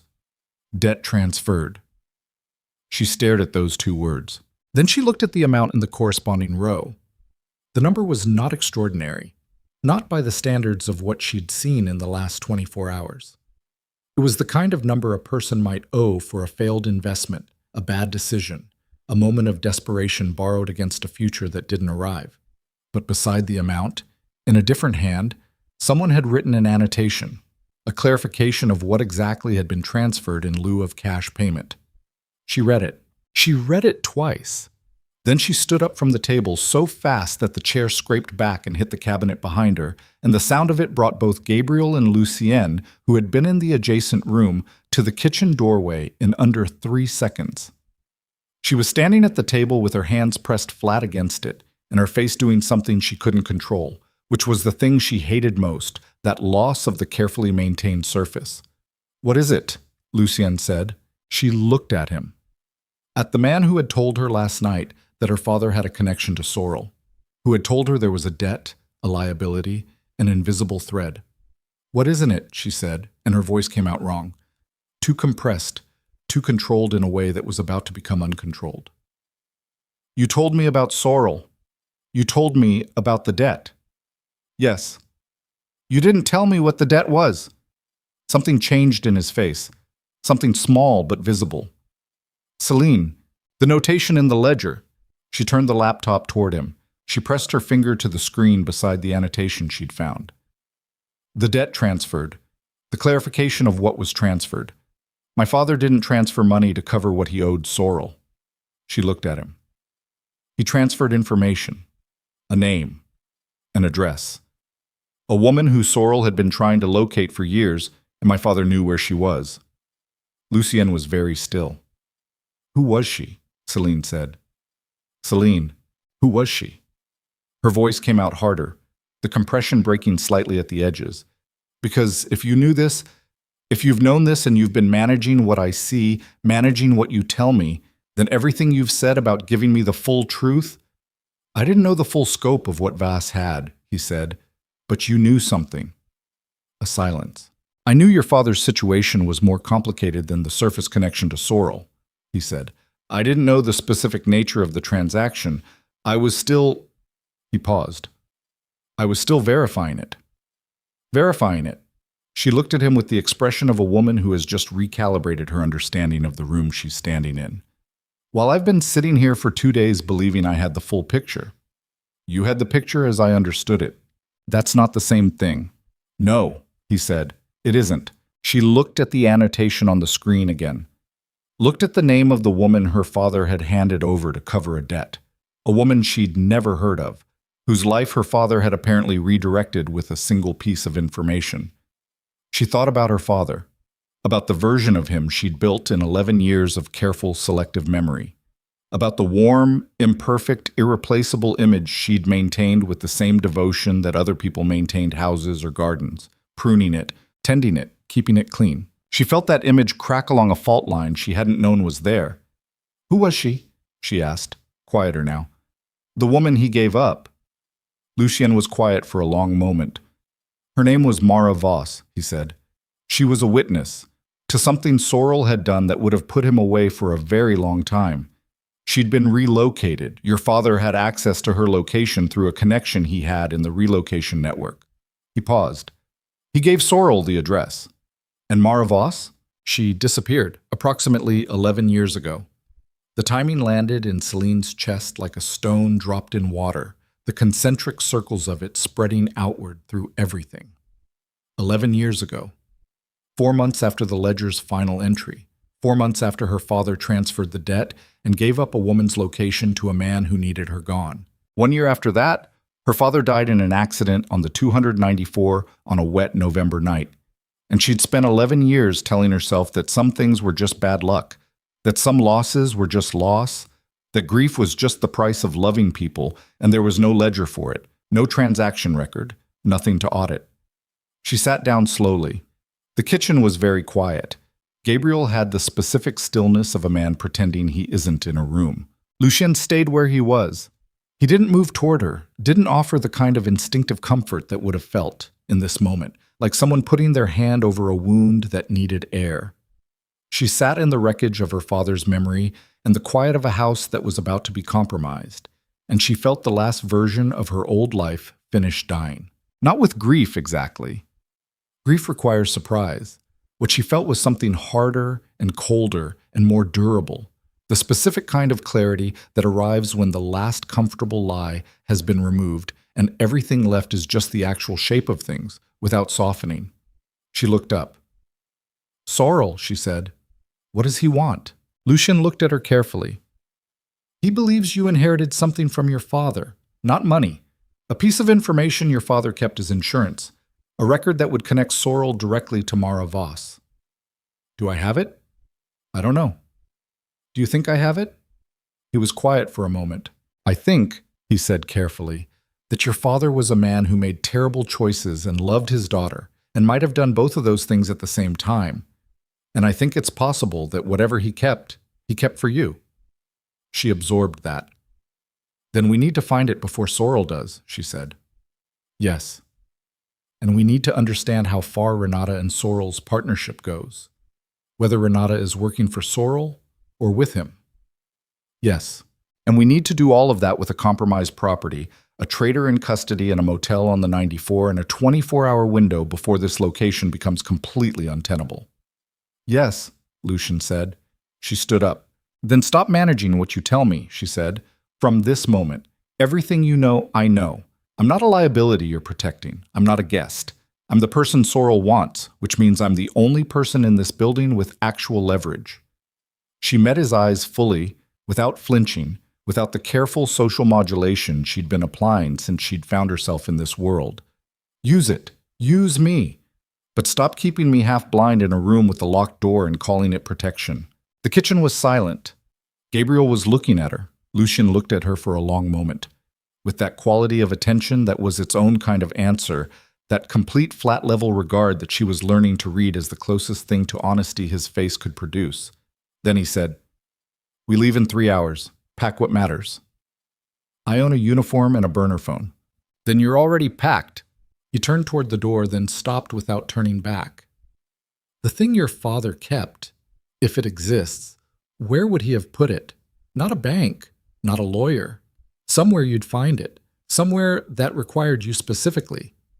She stood in the kitchen of a house she'd been in for 2 days on the edge of a lake in November, with every previous version of her life dissolved into something unrecognizable, and thought about her father, about his hands, about the way he used to press important things between the pages of specific books, folding the corner of the page as a marker, because he never trusted technology and never trusted institutions, and only ever trusted the people he'd already decided to trust. About the storage unit in Wicker Park that she'd been paying $23 a month to maintain for 11 years because it contained the last boxes of his things, and she'd never been able to make herself go through them. "I know where it is," she said. Lucien turned. "Then we go tonight," he said. And outside, somewhere on the estate's eastern edge, a motion sensor triggered an alarm that no one had set off in the previous 3 hours, which meant Renata's people hadn't left after all. which meant the 24-hour window had just closed completely, and they were already out of... The alarm didn't stop. It ran for 3 seconds. A single flat tone, not loud, the kind of sound designed to inform rather than panic. And then Gabriel silenced it from a panel near the kitchen door, and the house went quiet again. But it was a different quiet than before. The quality of it had changed. It was the quiet of people who know that the window they were working inside has just slammed shut. "East perimeter," Gabriel said. He was looking at a tablet, his thumb moving fast across the screen. 2 vehicles. They didn't leave. They pulled back to the tree line and waited. "How long have they been there?" Lucien said. "Sensor log puts them at the tree line approximately 90 minutes ago. They came back while we were inside." Gabriel looked up. "They wanted us to think they'd withdrawn." Lucien absorbed that in under 2 seconds. "They were waiting for us to move." "Yes, which means they know we'll have to move." "Yes." Selene was already moving toward the rear of the house because standing still in a room with one exit felt instinctively wrong, and instinct was the only reliable instrument she had left. "Is there a vehicle inside the perimeter? Not at the main gate." "Inside." "Garage, west side of the property." Gabriel said it while still looking at his tablet. 3 vehicles. "The east side is where they're staged," she said. 2 vehicles, which means 4 to 6 men. The other 6 are somewhere we haven't located yet." She looked at Lucien. "They're not going to breach from the east. They want us to focus on the east." Lucien was watching her with that expression she still didn't have a clean word for. "The west garage," he said. "Where your vehicles are." "Yes." "So we either move now before they close that side or we don't move at all. That's the math," he said. "Then we move now." He looked at her for exactly 1 second, measuring something, the way he always measured. The way she was learning was less about distrust and more about the specific habit of a man who had survived by calculating everything before committing. And then he said, "Gabriel, the Escalade, west garage, 3 minutes." Gabriel was already moving. Lucien turned back to Selene. "Stay behind me until we're in the vehicle. Once we're moving, stay low. There are vests in the back seat." "I know how to put on a vest." "Have you ever worn one?" "No, but I understand the concept of straps." Something moved across his face. Not a smile. The ancestor of one. "Stay behind me," he said again, and this time it was different. Not a command exactly. Something with more weight in it. Something that acknowledged that the next 15 minutes were going to require a different kind of attention than anything the last 2 days had involved. She stayed behind him. The west corridor of the house ran behind the kitchen and through what had probably been, in a different life, a servant's wing. Low ceilings, utilitarian, smelling of the house's mechanical systems. Lucien moved through it fast, and Selene matched his pace exactly, reading the rhythm of his movement the way she'd learned to read a busy service floor, anticipating the next step before it happened. Gabriel was ahead of them. They came out through a steel door into the attached garage, and the cold hit immediately. The specific biting cold of a November night in the low 20s, air that cut into the lungs and stayed there. The garage held 3 vehicles. Gabriel was already at the largest one, an Escalade in dark gray, engine running, exhaust vapor rising in the cold. Lucien opened the rear door and she was in before he had to say anything. He came in behind her. Gabriel was in the front. The garage door opened. Automated, silent for such a large mechanism, which told her something about how this property was built, and they pulled out. The west driveway was a service road, unpaved, running along the far side of the estate. No lights. Gabriel drove without headlights for the first 200 meters, using what she assumed was night vision equipment built into the dash. And the darkness outside the windows was total. Tree cover on both sides, the lake entirely hidden, just the black corridor of the drive and the sound of gravel under the tires. Selene counted her heartbeats. She was at about 90 per minute, which was elevated but controlled. Her hands were in her lap. She was aware of every sound the car made, every variation in road surface transmitted through the chassis. "Contact," Gabriel said. Flat. No inflection. Headlights appeared in the rear-view mirror, far back but moving fast. "They had someone on the west side after all," Selene said. "1 vehicle," Gabriel said. "How close is the gate?" 40 seconds. The headlights in this mirror were gaining. 1 vehicle, moving significantly faster than theirs on a road that didn't support that speed. She could see it in the way the headlights swayed and bounced. "They'll reach us before the gate," she said. "Yes," Gabriel said. He said it calmly, the way he said most things, and then he did something with his right hand that she didn't fully see, and the Escalade accelerated in a way that pressed her back into the seat. The gate appeared in the windshield, a structure of steel and stone, automated like the garage door. Gabriel hit something on the dash and it began to open. Too slow. "Brace," Gabriel said. He didn't slow down. The gate wasn't fully open when they reached it. The side mirror on Selene's side removed itself with a sound like a baseball bat hitting sheet metal. And then they were through. And the gate was behind them, and the estate road gave way to the main road that ran along the North Shore with its ambient light and its occasional passing cars, and its profound, beautiful normalcy. The headlights in the mirror disappeared.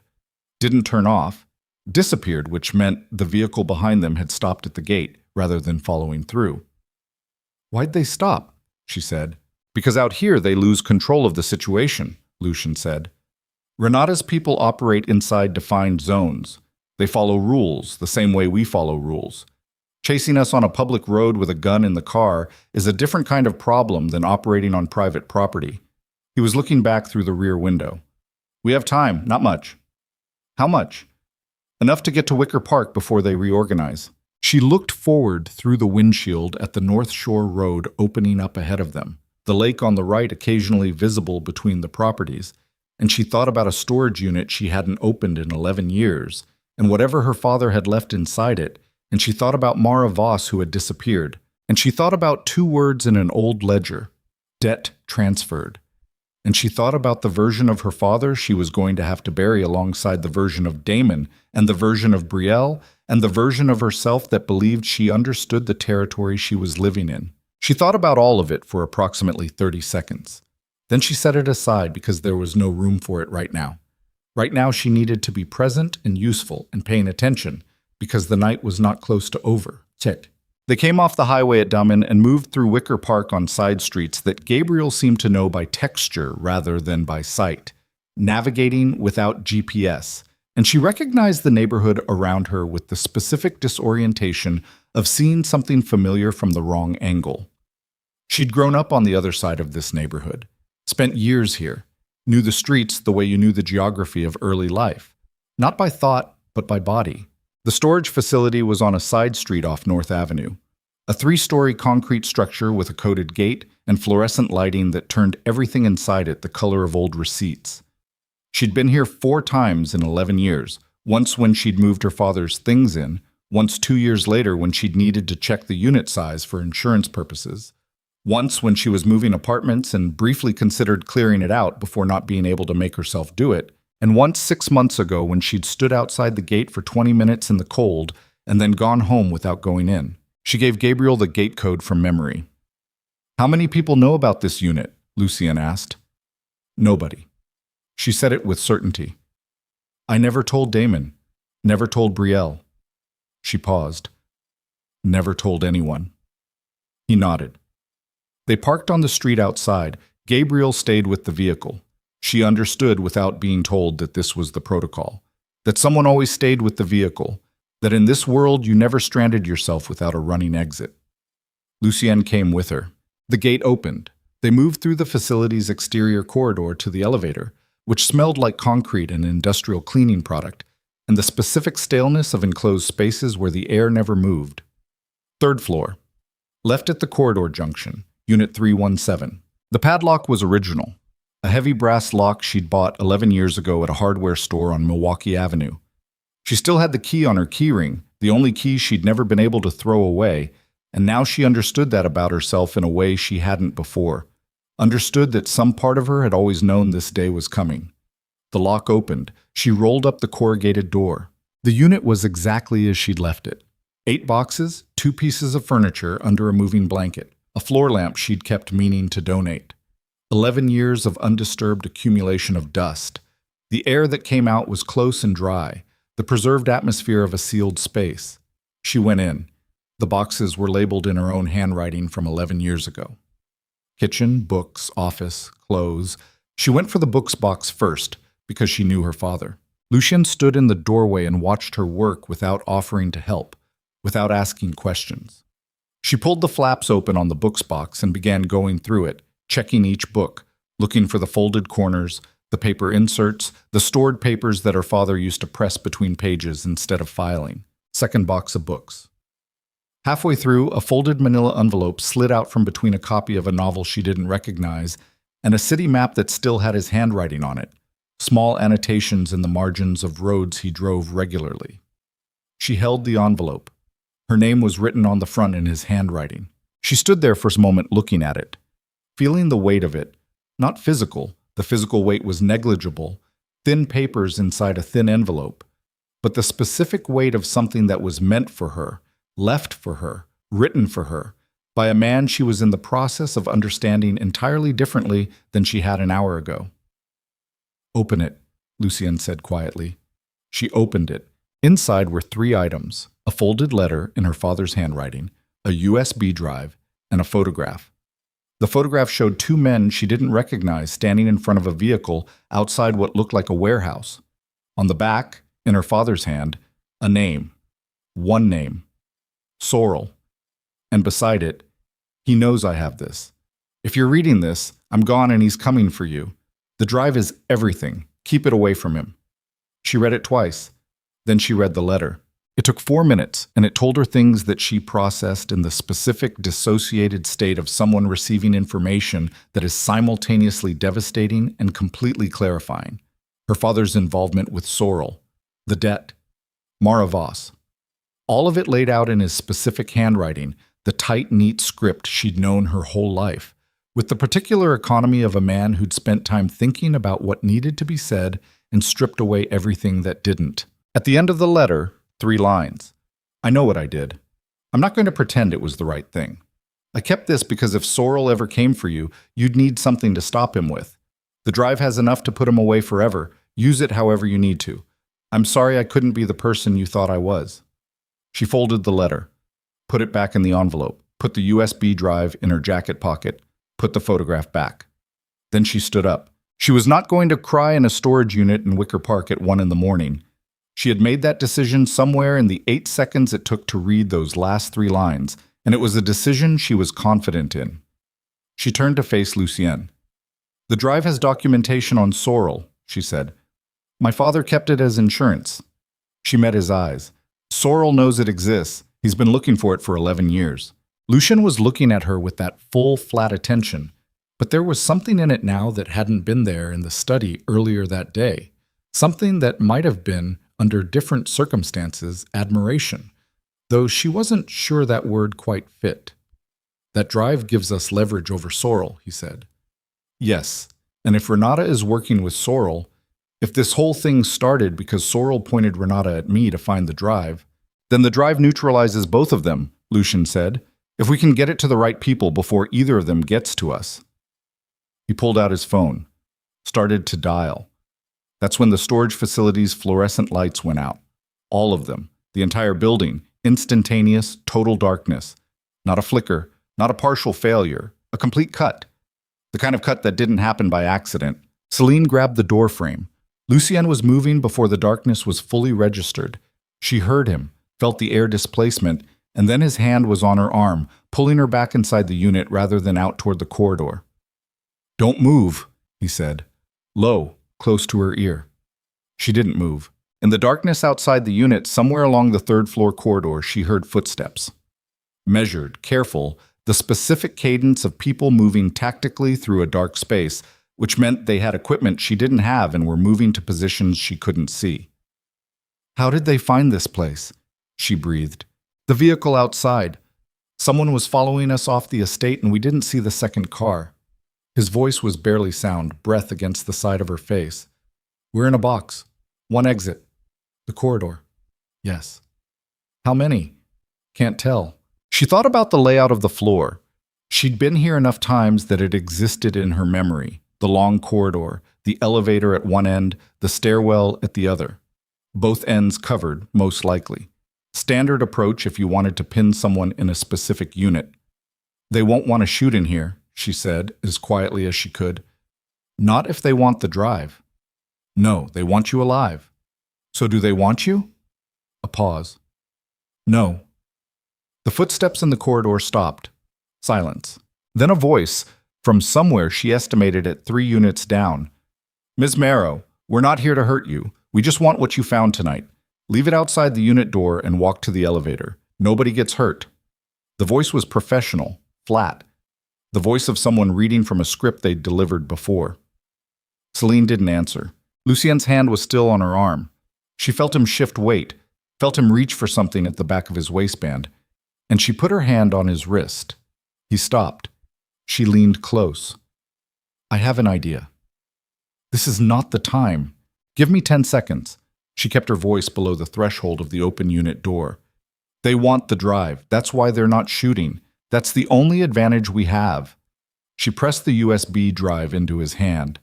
"If I walk out with empty hands and they see me, they move on me. If I walk out with this visible and move toward the elevator, absolutely not. It draws them to me and you move to the stairwell. No. Lucien." She said it with a specific pressure in it. "I'm the leverage. I have always been the leverage. Let me use it." In the darkness, she couldn't see his face, but she felt the quality of his stillness change, felt the specific tension of a man who has run the calculation and doesn't like the result but can't find a better one. "The stairwell is 20 meters, he said. "I know. If I'm not at the bottom in 4 minutes, I'll figure it out." Another pause. The footsteps in the corridor had started again, closer. Someone was advancing. "Selene," his voice was barely sound. "Don't stop moving, whatever happens." "I know." "If they touch you." "I know." She took the USB drive back, closed her fingers around it. 4 minutes. Go. She stepped out of the unit into the corridor. No.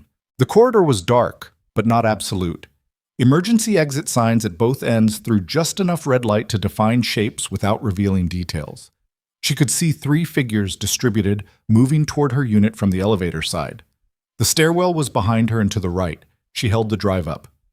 "I have it," she said, loudly enough to carry. "I have the drive, right here." The 3 figures stopped. She started walking toward the elevator, toward them. Not fast, not slow. The specific pace of someone who has made a decision and is executing it with full commitment, because hesitation read as weakness, and she did not have room for weakness right now. "Stop," the professional voice said. She didn't stop. "Ms. Marrow, stop walking." She kept going.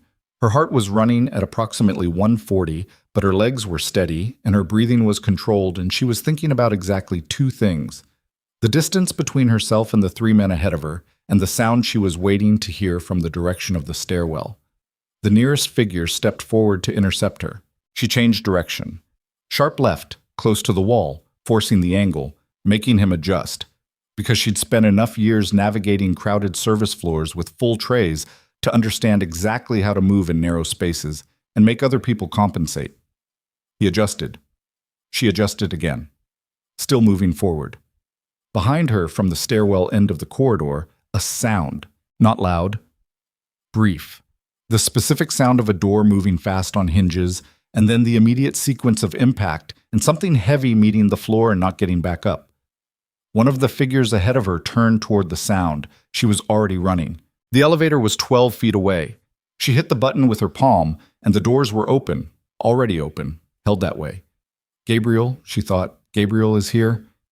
And she was inside and the doors were closing before the figures in the corridor had fully processed the sequence of events. The elevator descended. She was breathing hard. Her hands were shaking now, not from fear, or not only from fear, but from the specific adrenaline dump of a body that has been operating under controlled extreme stress and has just received the signal that it's allowed to react. The drive was still in her fist. The elevator hit the ground floor. The doors opened. Gabriel was there. Not behind the wheel of the Escalade, here, in the facility's ground corridor, and his face had the expression of a man who has been moving very fast for the last 4 minutes and has not stopped. "Where is he?" she said. "Coming." Gabriel was looking at the stairwell door. 30 seconds. 20 seconds later, the stairwell door opened and Lucien came through it. His collar was torn. There was blood on his right hand. Not his own, she assessed quickly. The angle was wrong for his own. and his expression was the most stripped-down version of itself she'd seen yet, with every layer of control peeled back to the simple fact of a man who has just moved through something dangerous and come out the other side still standing. He looked at her. She held up the drive.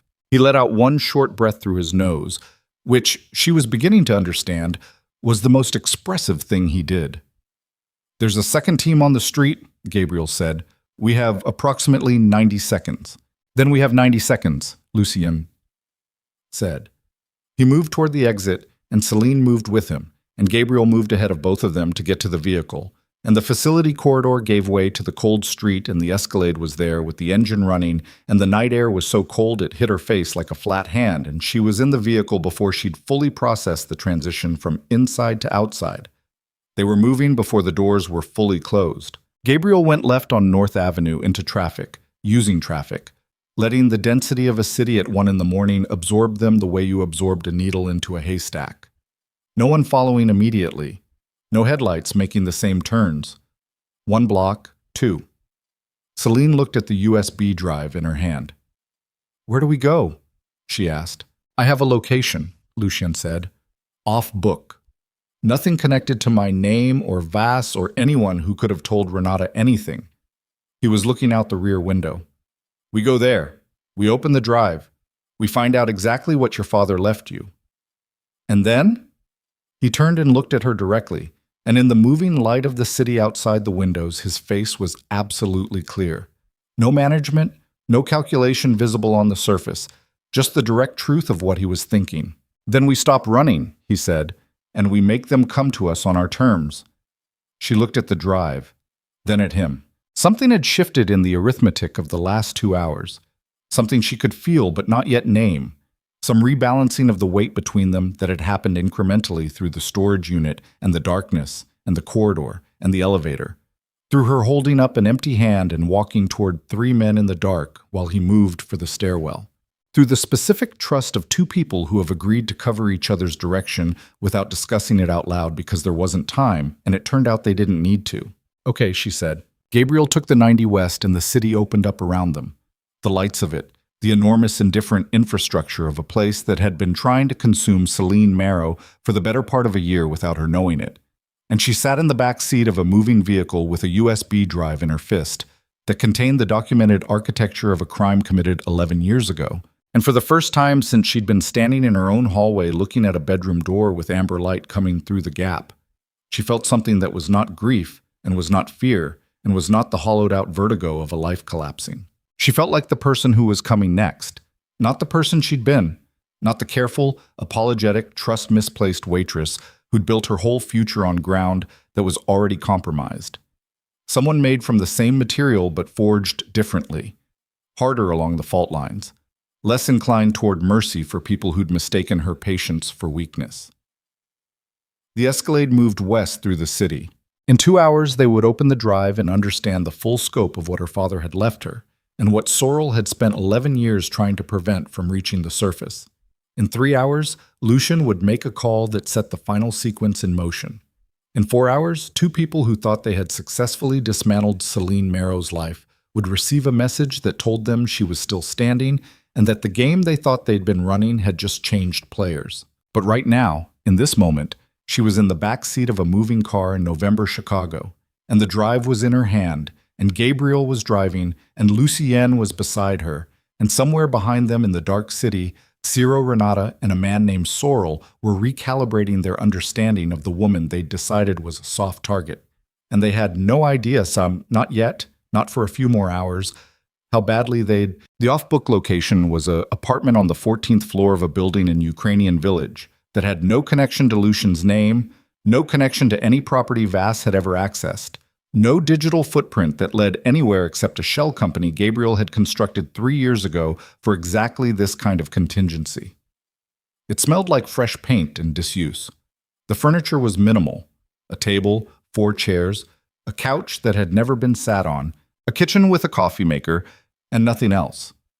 The windows faced east, and from them you could see the city's skyline against the pre-dawn dark, the lights of it strung across the horizon like something that had no idea what was happening inside it. Gabriel made coffee without being asked, Selene sat at the table with the USB drive in front of her and Lucien's laptop open beside it, and for a moment she just looked at the drive without touching it, just held the fact of it in her mind, that her father had put this here, had thought about her specifically when he built this insurance policy, had written her name on an envelope and left it between the pages of a book in a storage unit. He knew she'd never be able to make herself clear out, because he knew her in the way that parents knew things about their children that the children didn't fully know about themselves. He'd known she'd hold on.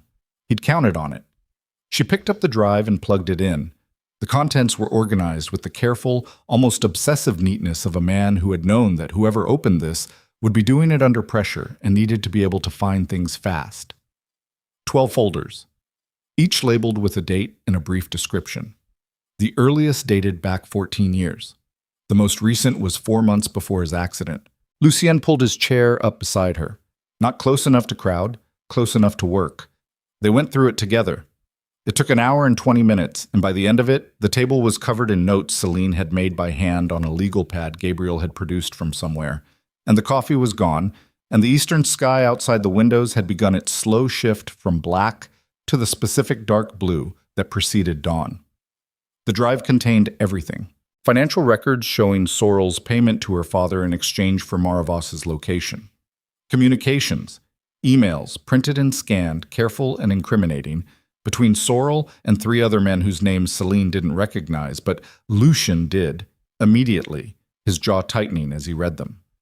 Photographs of meetings, a recorded phone call, audio file, in which Sorrel's voice was unmistakable, discussing what needed to happen to Maravos and who was going to make it happen, and how it would be structured to look like something it wasn't. The last folder contained a single document, a sworn statement, notarized, written in her father's handwriting, and then typed and signed, laying out his full account of his involvement with Sorrel, what he'd done, what he'd been paid, what he believed had happened to Maravos afterward.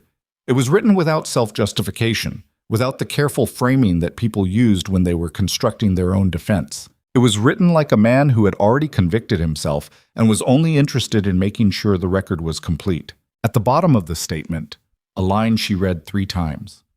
I provide this account freely and without coercion. I am aware that it implicates me fully. I am providing it because my daughter deserves to know the truth, and because Maravos, wherever she is, deserves to have someone tell it. Selene set down her pen. The room was very quiet. Maravos, she said. What happened to her? Lucien was quiet for a moment.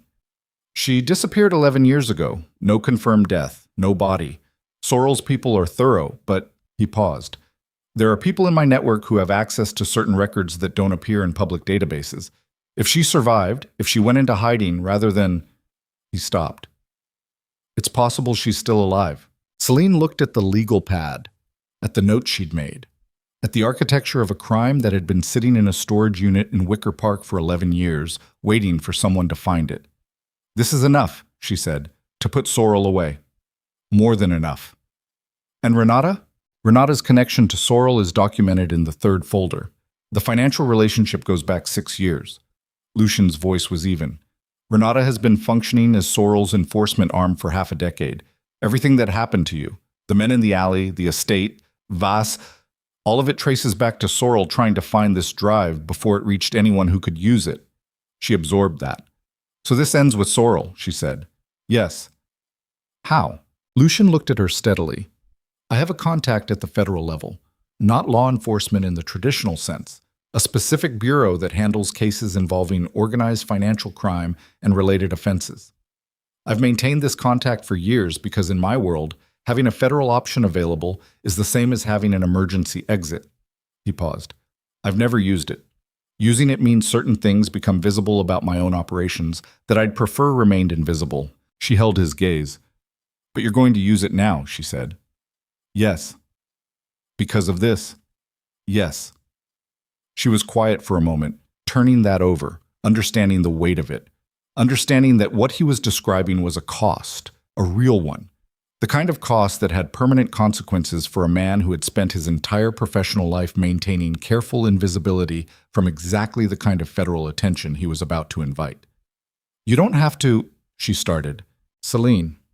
He said it quietly, but with a finality that closed that particular door. I know, Tom. He made the call at 5:47 in the morning, standing at the window facing east while the sky continued its slow transformation, and Gabriel stood near the kitchen door with the specific patience of a man who had spent years being present for things that required witnesses but not participants. The call lasted 11 minutes. Lucien said very little, gave a name, gave a location for a transfer of materials, confirmed a time. The person on the other end said more, though Selene could only hear tone and not content.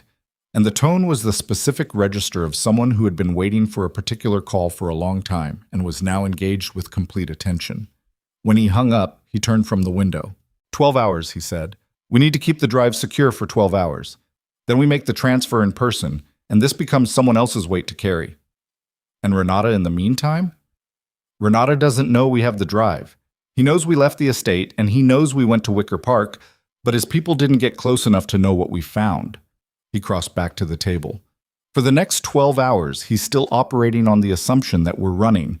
Then let him keep thinking that. Yes. She looked at the window, at the sky, which was moving towards something now. Not dawn yet, but the promise of it, that particular shade that meant the night was committed to ending. I need to sleep, she said. Not as an apology, just as a fact. There's a bedroom, 2, actually. I know, I'm going to use one. She stood up, picked up the drive. This stays on me. I know. She crossed toward the hallway, stopped. Lucien. She didn't turn around immediately. Your federal contact, the visibility this creates for you. How bad is it? A pause. Manageable, he said. That's not a real answer. Another pause, longer. It changes some things. There will be adjustments. He said it with the specific economy of a man who had already run this calculation and made peace with the result before he made the call. It's worth it. She stood there for a moment with her back to him. Then she went to bed. She slept for 4 hours, which was more than she'd expected and less than she needed, and woke to the sound of Chicago doing what Chicago did at 10 in the morning. Traffic, wind, the distant compression of a city in continuous operation. Gray light came through the window. She lay still for a moment and ran through the inventory of what was true, which was a habit she'd developed sometime in the last week as a way of checking her own orientation, of making sure she was still correctly calibrated to reality rather than to one of the various versions of it that kept getting revised. Her father was not who she'd thought he was. He was also, in the end, exactly who she'd needed him to be.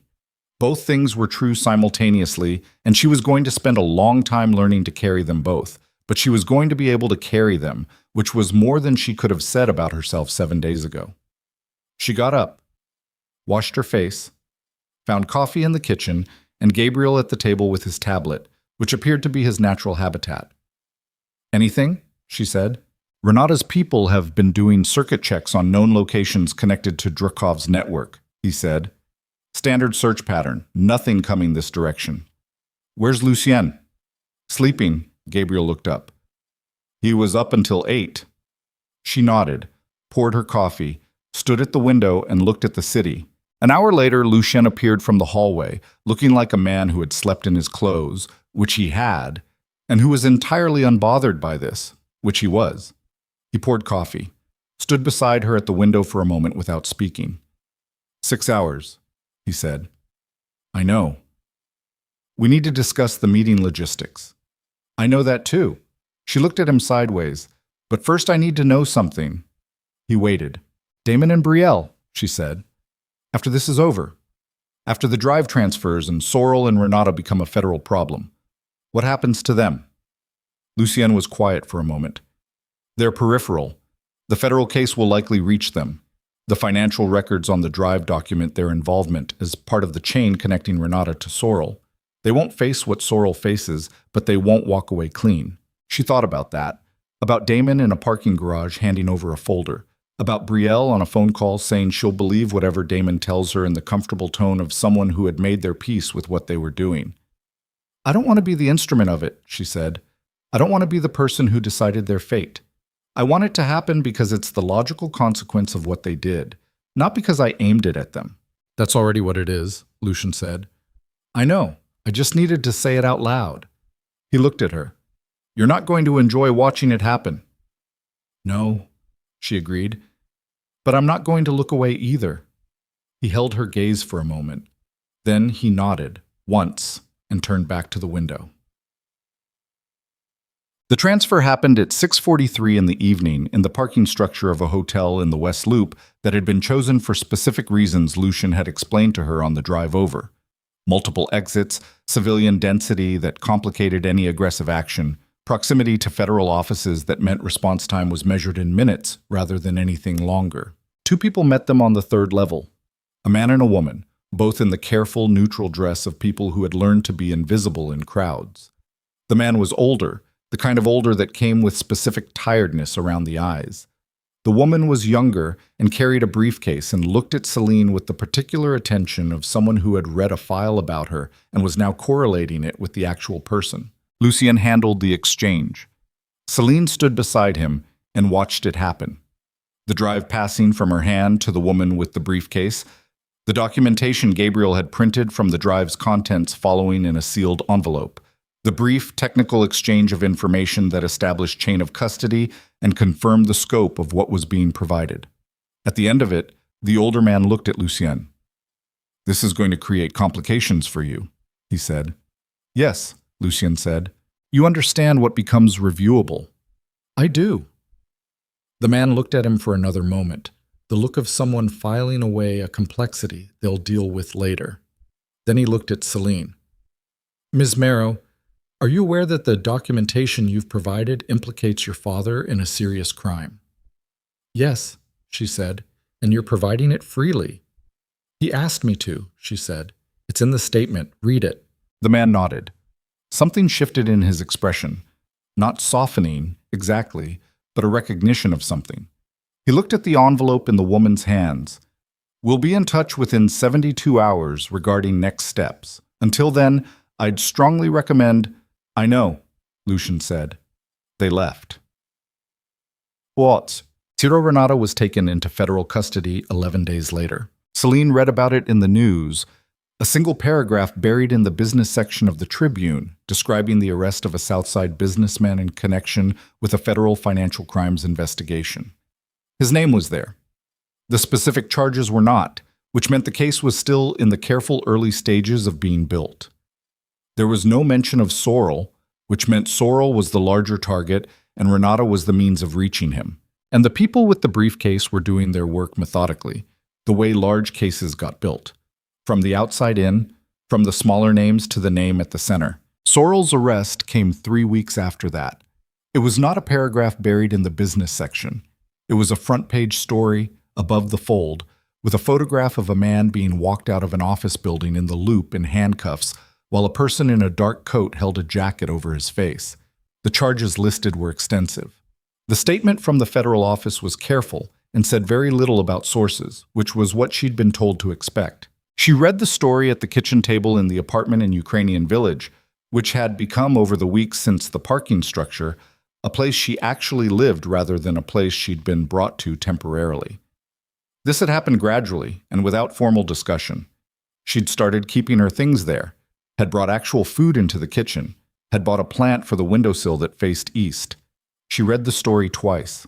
Then she set down the paper and drank her coffee and looked at the plant and thought about Mara Voss. 3 days after the Sorrel arrest, she received a phone call on the number Lucien had given her for the woman with the briefcase. The woman's voice was the same as it had been in the parking structure. Careful, precise, the specific register of someone who did not make calls like this often and was being deliberate with every word. We have information, the woman said, about the individual named in your father's statement, the woman connected to the original crime. A pause. She's alive. She's been in witness protection under a different name since approximately 11 years ago. She's aware that the case has been reopened. She has been told that the documentation came from the Marrow family. Selene held the phone. She asked, the woman said, whether she could write to you. Selene looked at the plant on the windowsill, at the gray November light coming through the glass, at the city that had been trying to swallow her and had failed. Yes, she said. Tell her yes. Seeds. She told Lucien that night. They were in the kitchen, and he was reading something on his phone with the focused stillness she'd come to recognize as his default state, and she came and sat across from him and waited until he put the phone down. She told him about the call, about Maravos being alive, about the letter that would come. He listened without interrupting. When she finished, he was quiet for a moment. Then, "How do you feel?" She thought about it honestly, which was a thing she'd been practicing. The honest accounting of her own internal state without the reflexive compression she'd spent years applying to everything that felt too large to carry in public. "Like something got finished," she said. "Not fixed, not undone. Just closed, I guess. The loop of it." He nodded. "My father made a terrible choice," she said, "for reasons I'll probably spend years understanding. But he also spent every year after it building a record that would outlast him, just in case. Just in case she was still alive. Just in case I was in a position to do something with it." She looked at the table surface. "That's not absolution. I know that. But it's something." Lucien looked at her steadily. "It's enough," he said. "To work with." She looked at him. "Is it?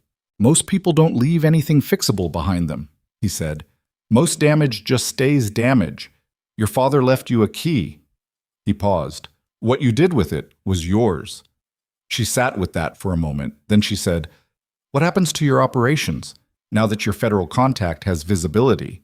He was quiet for a moment. "Some things have already changed. Some more will. I'm in the process of restructuring certain arrangements." He said it without bitterness, without the performance of sacrifice. Just matter of fact. "It's not the end of anything, just a different shape." "Are you angry about it?" "No." "Lucien, no," he said again, and this time it was unambiguous. Not the management of anger, but the actual absence of it. "I made the call. I knew what it cost before I made it. Anger would be arguing with my own decision, which is a waste of time."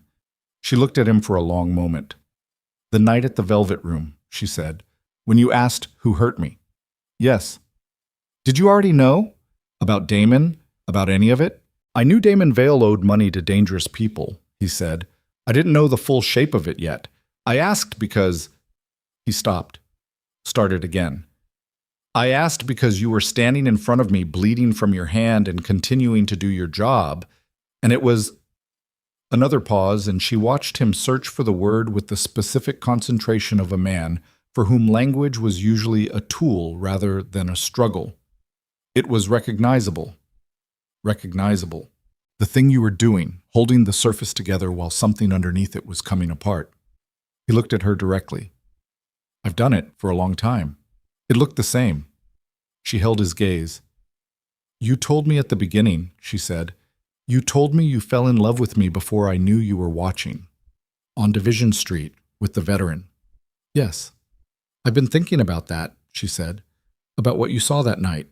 A woman giving away her jacket in the cold. A woman who was paying attention to the world outside herself," he said. "When most people weren't. When most people walked past." He paused. "That's not a small thing. That's almost the whole thing." She looked at him. At the flat, dark eyes that didn't perform anything, that just held whatever they held without asking for anything back. At the man who had kidnapped her and told her the truth and cost himself something significant and built her a space in his world without requiring her to diminish herself to fit it. "I'm not staying because of what you did for me," she said. "I know. I'm not staying because I owe you anything. I know that too. I'm staying," she said, "because this is the first place I've been where I recognized the version of myself that showed up. And I think that's mine. I think I did that." "You did," he said, without qualification, without the softening caveat, just straight. She looked at him for a long moment. Then she reached across the table and put her hand over his, and he turned his hand and held hers, and neither of them said anything else for a while, which was its own language, one that didn't require translation. The meeting with Damon and Brielle happened 6 weeks later, at a venue that was not Lucien's choice. Selene had arranged it herself, had sent the message herself, through a channel that reached them without revealing her location, 2 lines of text that said only, "There are things you need to say out loud. I'll give you one opportunity to say them. After that, the record speaks for itself." They came. Of course they came. They had no other moves left and they knew it, and the specific desperation of people who have made catastrophic miscalculations and are now watching the consequences arrive has its own gravity. It pulls them toward the last possible point of intervention, the last chance to control any part of what's coming for them. She had chosen the venue deliberately, a large room in a building that belonged to a man in Lucien's network, with high ceilings and dark walls, and the kind of quiet that absorbed sound without returning it. Several of Lucien's people were present, peripheral, at the edges of the room, not as threat exactly, but as fact, as the demonstration of a specific reality that Damon and Brielle needed to understand before anything else happened. Selene was already there when they arrived. She was standing near the far end of the room in a black dress she'd bought herself, not given to her, bought with the money she'd started earning again from a different position at a different establishment, because she had not allowed herself to stop working, because work was the architecture of herself, and she was not going to outsource it. Her hair was down, her posture was what it had become over the last weeks. Not performed, not armored, just present. The specific uprightness of a person who has nothing left to brace against. She watched them come in. Damon looked smaller than she remembered. Not physically, he was the same dimensions. But in that quality people had when the context that used to amplify them was removed. He'd lost weight. His eyes moved around the room with the quick, checking assessment of a man who had spent several weeks not knowing when something bad was going to happen to him, only that it would. Brielle looked worse. She had the appearance of someone who had been crying regularly for a long time and had reached the stage beyond crying where the face just permanently carried the aftermath of it. She looked at Selene with an expression that was compound and difficult to read, guilt and grief, and something that might have been, buried under both of those, relief. Like a person who had been carrying a terrible secret and had finally put it down, except the putting down had demolished everything around it. They stopped when they were about 10 feet from her. Nobody spoke for a moment. Selene looked at them. At the two people who had been the primary architecture of her life for most of it, Brielle since childhood, Damon since the year everything seemed to be resolving into something good, and she felt the full complexity of them. Not simple. Not the clean, manageable shape of betrayal that was just about bad people doing bad things. People she'd loved, who had loved her probably, in the imperfect and ultimately insufficient way that some people loved. Enough to feel something, not enough to act on it when it cost them. "Sit down," she said. They sat. She remained standing, not for the dominance of it, but because she wasn't ready to be at the same level as them yet, because she needed the geometry of this room to be honest. "I'm not going to tell you what I know," she said. "You already know what I know. And I'm not going to tell you what's coming for you legally because your lawyers will do that more accurately than I can." She looked at Damon first. "What I need from you is to say it, out loud, in this room, what you did and why you did it." Damon opened his mouth. "Not to me," she said. "Not as an apology to me, just as a fact. Just say what happened, the actual thing, without framing it." He looked at the floor for a moment. Then he looked up, and she could see the effort in it, the specific effort of a man stripping away the justifications he'd been living inside and looking at the thing itself. "I owed money," he said. "A lot. More than I could manage. Renata's people came to me and offered a way to reduce it." He stopped, continued. "It started with your schedule. That's all it was supposed to be, just your schedule, just for a few weeks." He paused. "But it didn't stop, and I didn't stop it." "Because you were afraid," she said. "Yes. And because the money kept coming." A long pause. "Yes." She looked at Brielle. Brielle's hands were in her lap, pressed together. She was looking at Selene with the expression of someone who has thought about a conversation for a long time, and now that it's happening finds that none of the words she prepared are the right ones. "I knew from the beginning," Brielle said. Her voice was different than it used to be. Quieter, stripped of the specific lightness that Selene associated with her, the social buoyancy that now read differently than it used to. "Damon told me when he was approached. I told him to do it." Selene looked at her. "I was angry," Brielle said. "Not at you. That's the worst part. I wasn't even angry at you. I was angry at—" She stopped. "At the distance between where I was and where I wanted to be. And you were always fine. You were always okay with less. And I wasn't. And it was easier to tell myself that you'd be fine, that you were strong enough to handle whatever came, than to... She stopped again. I know that doesn't mean anything. I know it doesn't change it. No, Selene said, it doesn't. She stood there for a moment, holding the full weight of it. The 11 months of deliberate exposure, the 7 months of active betrayal, the specific phone call she'd heard on the recording where Brielle's voice was so ordinary, so casual, so completely herself, saying she'll believe whatever Damon tells her. She'd believed it. That was true. She had believed it because the alternative, that the people at the center of her life were capable of this, required a kind of suspicion she hadn't been built for, or hadn't known she was allowed to be built for. She thought about the storage unit, about her father's letter, about the line that said, I know what I did. She thought about what it meant to say a true thing about yourself, out loud, in a room, with no framing around it. I'm not going to tell you I forgive you, she said. I don't right now. Maybe eventually, in whatever form that takes when the actual work of it is done. But not now. She looked between them. What I will tell you is that you don't get to carry me as a weight anymore. You don't get to define what happened as the thing that destroyed me, because it didn't. Whatever you built this on, whatever story you told yourselves about who I was and how breakable I was, it was wrong. And the evidence of that is that I'm standing in front of you right now, and you came when I called, and that's the entire shape of what's left between us. Damon looked at her. His eyes were wet, which she noticed and set aside because grief was not the same as accountability, and she was no longer in the business of conflating them. Brielle looked at her hands. When the legal process comes for you, Selene said, I won't be driving it. The record does that. What you did put you in the path of something that exists independently of me, and it's going to do what it does. I have no control over that, and I'm not trying to have control over it. She paused. But I wanted you to say it out loud in a room with witnesses, because some things need to exist as spoken facts and not just as documents. She looked at them one more time. You can go, she said. They went. The winter settled over Chicago the way Chicago winter always did. Not gradually, not as a transition, but as an arrival. One morning the city was cold, and the next morning it was something else entirely.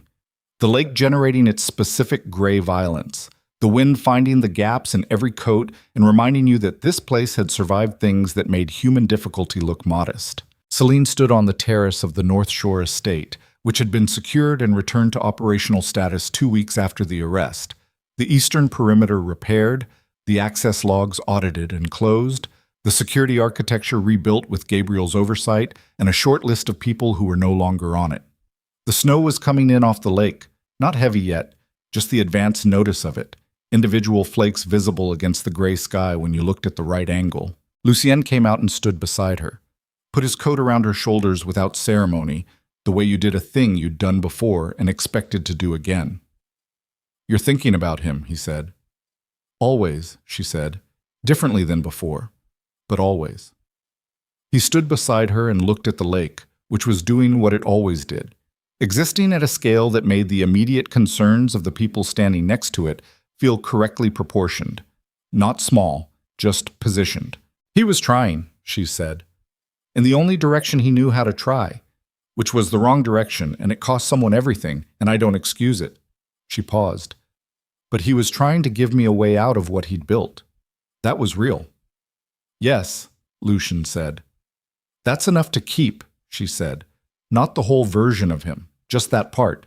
He was quiet beside her, which was what she needed, which was the specific kind of presence she'd come to understand as his particular language. Not the filling of silence, but the sharing of it, the willingness to stand in it with someone without requiring them to perform anything inside it. Maravos wrote to me, she said. Lucien looked at her. 3 pages, handwritten. Selene kept her eyes on the lake.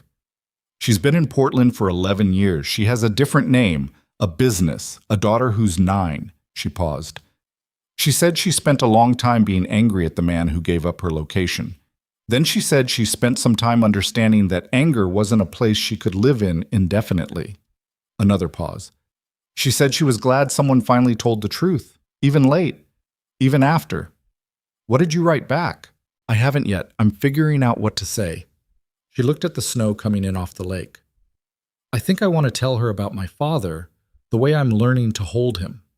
Not as absolution, just as the full shape of someone who was both things at once and left something that mattered and is gone. She paused.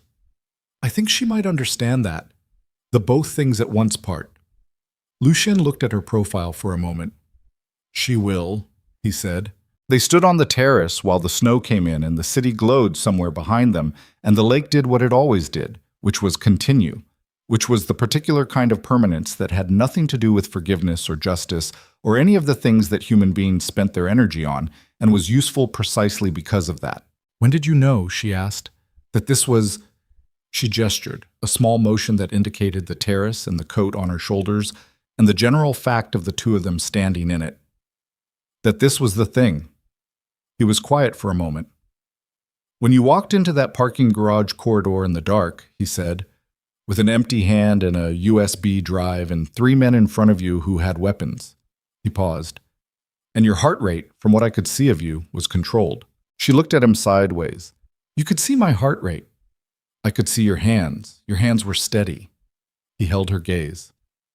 That was when I stopped managing the situation and started trusting the person. She looked at him for a long moment. I'm still figuring out who she is, she said. The person I am now. I know. That's not a problem for you. It wasn't a question, but he answered it anyway. No, he said. Watching someone figure out who they are is not a problem. It's the only interesting thing there is. She looked back at the lake. The snow was coming harder now, beginning to accumulate on the terrace railing in thin provisional lines that would be thicker by morning. Somewhere in the city, in a federal holding facility, Ciro Renato was consulting with lawyers who were explaining the scope of what had been documented against him.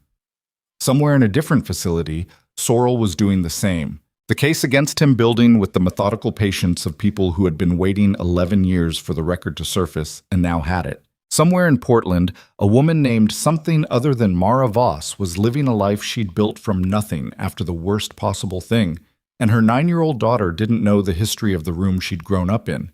And that was fine, and that was the point, that the people who got to define your story were the people you let close enough to hold it.